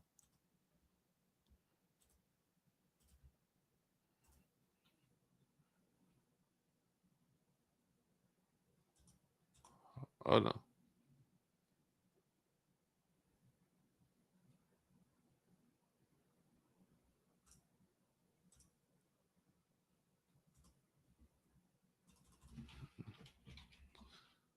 When do EV incentives? I'm going to tell you, you're probably going to see, we're not talking about tax credits. You're probably going to see huge electric vehicle incentives for the extended future because they're still building them and not many people want them right now. So you need to get like $25,000 off the price of some car or more. Like I said, with Milligan, she got she got almost 27,000 off. And then you would roll that over into a new car and you would lease it. And your payment's going to be high, but you're going to be in a good car. So if you lease a car and you end up with after you knock off that 25, 30, $30,000, and I would be just shopping multiple electric vehicle leases using our system. Again, at this point, you're either going to listen to me or you're not. So, I mean, I'm just going to assume you are. And you would just run multiple electric cars through our 25-to-5 system and see, all right, how much could I get off that one? Oh, they're saving me 15 grand. Nah, that's not enough. All right, let me go pick this Kia SUV. All right, how much can I get off that? Oh, 17 grand. Nope, nah, that's not enough. Oh, let me pick this one. Oh, they're giving me 22 off. All right, that's better. Let me see if I switch this car over to that, how much they would give me. And you're trying to get out of that car, but you cannot bring all of that negative equity over unless you already knock down this new car by $20,000 or $25,000 because the bank is not going to approve it. So you need something that you can save that kind of money off of and then come over to a lease and then, all right, forget about lowering your payment right now. You could lower your payment right now. You need to get out of that car into a better car for the same payment or similar payment. You're not lowering your payment. Only way you're going to lower your payment is to get rid of the car, ruin your friend's credit. But once you do that exercise, let me know where the gap is. Next time you see me live, jump on. Hey, Deshone, I did it. The gap is like $22,000, or the gap is $30,000. If the gap's 30, then we got to see what we do there. But the long-term plan is I need to get out of this and I need to get into an electric vehicle that I can lease for 3 years so that I can bury all that negative equity into this car. And what it's going to be is it'll be like, all right, I'll knock 25 grand off the price. Normally my payment would be stupid low, like $250 a month, because I just knocked 25 grand off this, but I'm actually just putting the 25 grand from this Pacifica back on there. So it's still going to be around 700-800, but I'm driving a brand new car. And then once my 3-year lease is up, I can actually be done with this versus being in this for 78 more months. All right. So next time I'm live, jump on and, tell me you did the homework and we can see if we can actually, try to get you to some form or fashion of some type of end. Yeah, I'm not a fan of the electric car. Can't help you. Can't help you. I appreciate you being on here, but you should have not been a fan of this. How are we in a 2020? This is the part where we have to realize you have your friend tied to this car. And I'm telling you what you may be able to do to get her out of this situation and get out of this Chrysler Pacifica. That is a car that is worth $20,000 that you have a loan on of $55,000+. And you're like, I don't like this electric car. I'm not a fan of it. I'm telling you, there's tons of them out there. We should not even have our friend on this deal. So be a quality friend. Don't be like the people who will come into the dealership, put their friend on a credit, on the credit. Hey, can you sign for me? I had one girl that would come in and she had her mom on one car, burned her mom, and they had somebody else from the church coming in here to sign for her to get another car because she burned her mother's credit. Didn't care about nobody. Do not be that person. You have someone tied. Your friend was nice enough to be on this horrible, terrible deal with you. Now you need to do something to show her you are trying to get her out of this deal, regardless of how you feel about the car, because you should be feeling terrible about the Chrysler Pacifica that you're in that we have an 80-month loan on. She is the one who put us in this situation and we are trying to go the best route. So how are you in the deal? Does the lease go from the day you got it to the anniversary day? It goes usually 3 years. How are you in the deal? When you're saying your friend is the one that put you in the situation,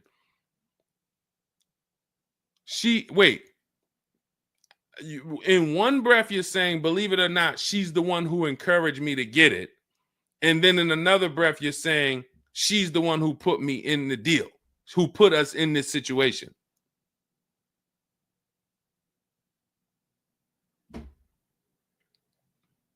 I don't care who put you in the situation. It's a horrible situation. So if you want, that is the only solution, and it may not even work. So let me just be clear.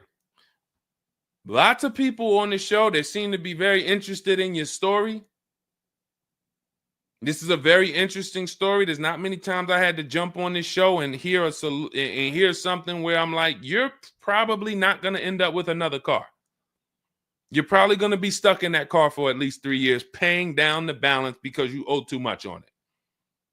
And maybe you can lean on them to fix it, but there's no lemon law, so it's not like you can actually put it through a lemon law. So you might just be giving it back to them to fix, giving it back to them to fix. But you're in the loaner and your friend's on the paperwork. So that tells me the car was for you. It wasn't for your friend. So your friend signed for the car knowingly, may have encouraged you to get the car. Yeah, girl, I'll do it. Listen, I want to see you win. Look. Maybe didn't know what she was signing, didn't understand. All right, you're $775 a month. Can you afford that? Okay, yeah, I could afford that. Okay, perfect. All right, I'm going to sign for it. Didn't realize maybe it was for 7 years. and didn't realize that, oh, shoot, you're going to be paying 60 grand for this car, and didn't know, oh, this car is going to be in the shop, but it's your car because you're the one in the loaner. It's not her car. She's not in a loaner. So there's only one potential solution where you could even think about getting out of this car, because no one can get you out of a car that you're $30,000 buried in. There's no bank. You could have a 900 credit score, never missed a payment in your life. No bank is going to approve taking $30,000 from this Chrysler and putting it onto whatever new car you decide you want. You need to get a huge discount off of some car. There's no car that's going to give you $30,000 off or $25,000 off except an electric vehicle. So if I'm telling you something that may not even work, but it's your only route, that's all you got. You want to come up with something else, repo the car, ruin your friend's credit, I got nothing to do with that. My only job is to try to provide and advise a solution to when people tell me, this is my situation, this is my goal. Normally people have 2 or 3 options. You have half an option. Like, you ever play spades? 1 and a possible, 3 and a possible. You have none and a possible. The possible might not walk. But I'm telling you, do this exercise, and then we can see if that possible will walk. If it doesn't, you got no books. You stay in the car, and that's your only option. It's a bad situation. One of the worst I've ever seen. And I'm not saying that to beat you up. I'm saying that so you realize the severity of the transaction. So if I have to bite this bullet and I got to pay this car for the next 2 years, 3 years, it's because I'm in a bad situation. And then when I pay down this car, maybe I can make a different move in 2 years. And then I'll be much wiser before I make my moves, so that I never end up in this situation again. Okay? So for everybody who joined, this was great. Again, my goal is to keep you from ever making mistakes. Every mistake you make on a car transaction costs you thousands of dollars. There is no the least expensive mistake you could make is getting gap insurance when you didn't need it. Getting gap insurance when you didn't need it, you just paid probably $400 or $500. You didn't need it. All right, you lost $400 or $500. That's the least expensive mistake you can make on a car. Everything else is thousands of dollars, $2,000 mistakes, $5,000 mistakes, and more. So you can avoid every mistake by having a step-by-step checklist. If it's in Deshone's book, I do it. If it's not in his digital book, I don't do it. So there's no way I'm going to make a mistake. That's okay, TJ girl. We'll be back tomorrow. If I'm giving you a checklist, check, do this, check, check. You're doing everything I say do. There's no room for a mistake. You're not following an almanac. You're following a checklist. That's why my book is called Cars from Home, 7 Steps to Saving Time, Money, and Avoiding Dealerships. Step 1 through 7, check them off. You do car transactions mistake-free. You don't miss any money with your financing. You don't buy bad cars. You don't do anything that you're like, oh, was this good? No, it's a checklist. So normally it's $97. It's a digital book. So you can have it in your inbox in about 5 minutes, and you'll get it for 75% off as part of our welcome offer in my TikTok bio, Instagram bio, Facebook comments, or the YouTube comments. There's a link there. Just get there before that 2-hour countdown expires. Once it expires, it goes back up to $97, which is still worth every penny. You spend $700 on a home inspection. Why do you spend $700 on a home inspection when you might not even buy the home? Inspector might come back and say to you, you know what? Hey, listen, I got the report for you. Just so you know, that roof needs replacing. Those boards, the electrical system in the back, there's a lot of stuff that's not up to code. And then in the basement, you got some water coming in through the foundation there. Listen, house needs a lot of work. Here you go, $700. You and your family might not buy that house. Do you say to yourself, man, I wasted that $700, man, we could have kept our $700? No. You say to yourself, man, I'm glad we got that home inspection, man. We would have been in trouble. So this is how we approach cars. This is how people who I show you throughout the stream approach cars when they're working with cars from home. They're like, I want to make sure that if I can spend $24 and get Deshone's book, and that is my form of a home inspection, that's me guaranteeing I don't make a bad move, then I'm going to go spend that. And if I miss the $24 price and it's $97, then I'm going to go spend that to make sure I don't go out here and make a $5,000 bad decision. That's what we hold ourselves to. Thank you, Stephen Nash. Good to see you. So go grab your copy before the countdown expires. Get it for $24 instead of $97. It's in my TikTok bio, Instagram bio, YouTube comments, or the Facebook comments. And then use that step-by-step. New cars. Everything is in there for you to shop empowered, mistake-free, for you to be the prize. You deserve to be the prize. There is nothing else that you would spend $10,000 or $50,000 on, or some of you are going to get a $100,000 car. There's nothing else that you would go in spending that money on, and you wouldn't feel like you're the prize. You wouldn't go into the mall to spend $40,000 and say, y'all better get the velvet ropes. If you went into the mall to make a $40,000 decision, you'd be, hey, close this store down. I'm about to spend $40,000. You'd be bringing champagne out. All right, close the velvet ropes. Where's the velvet ropes? Everybody stay outside. This person's about to spend $40,000.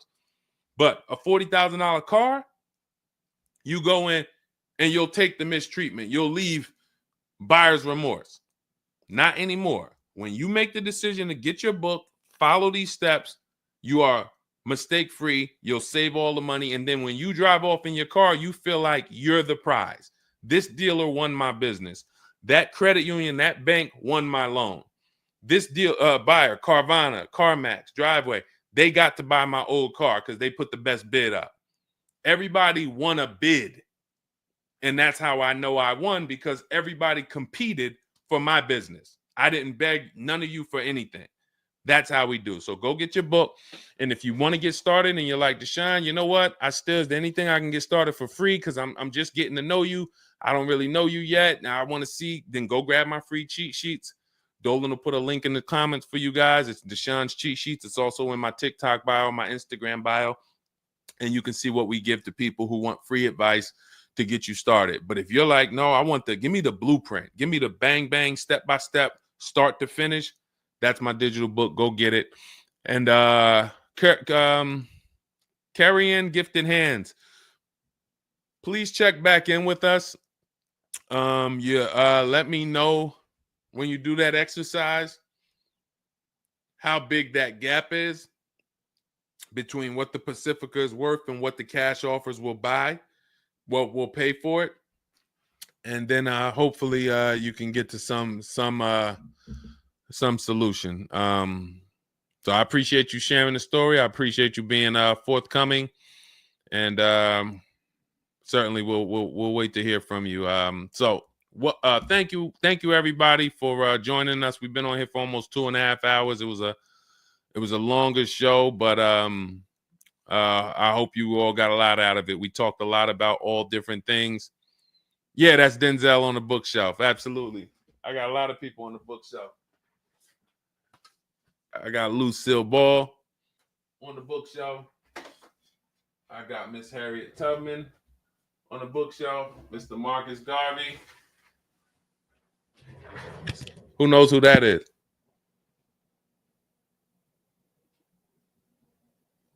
That's the great one.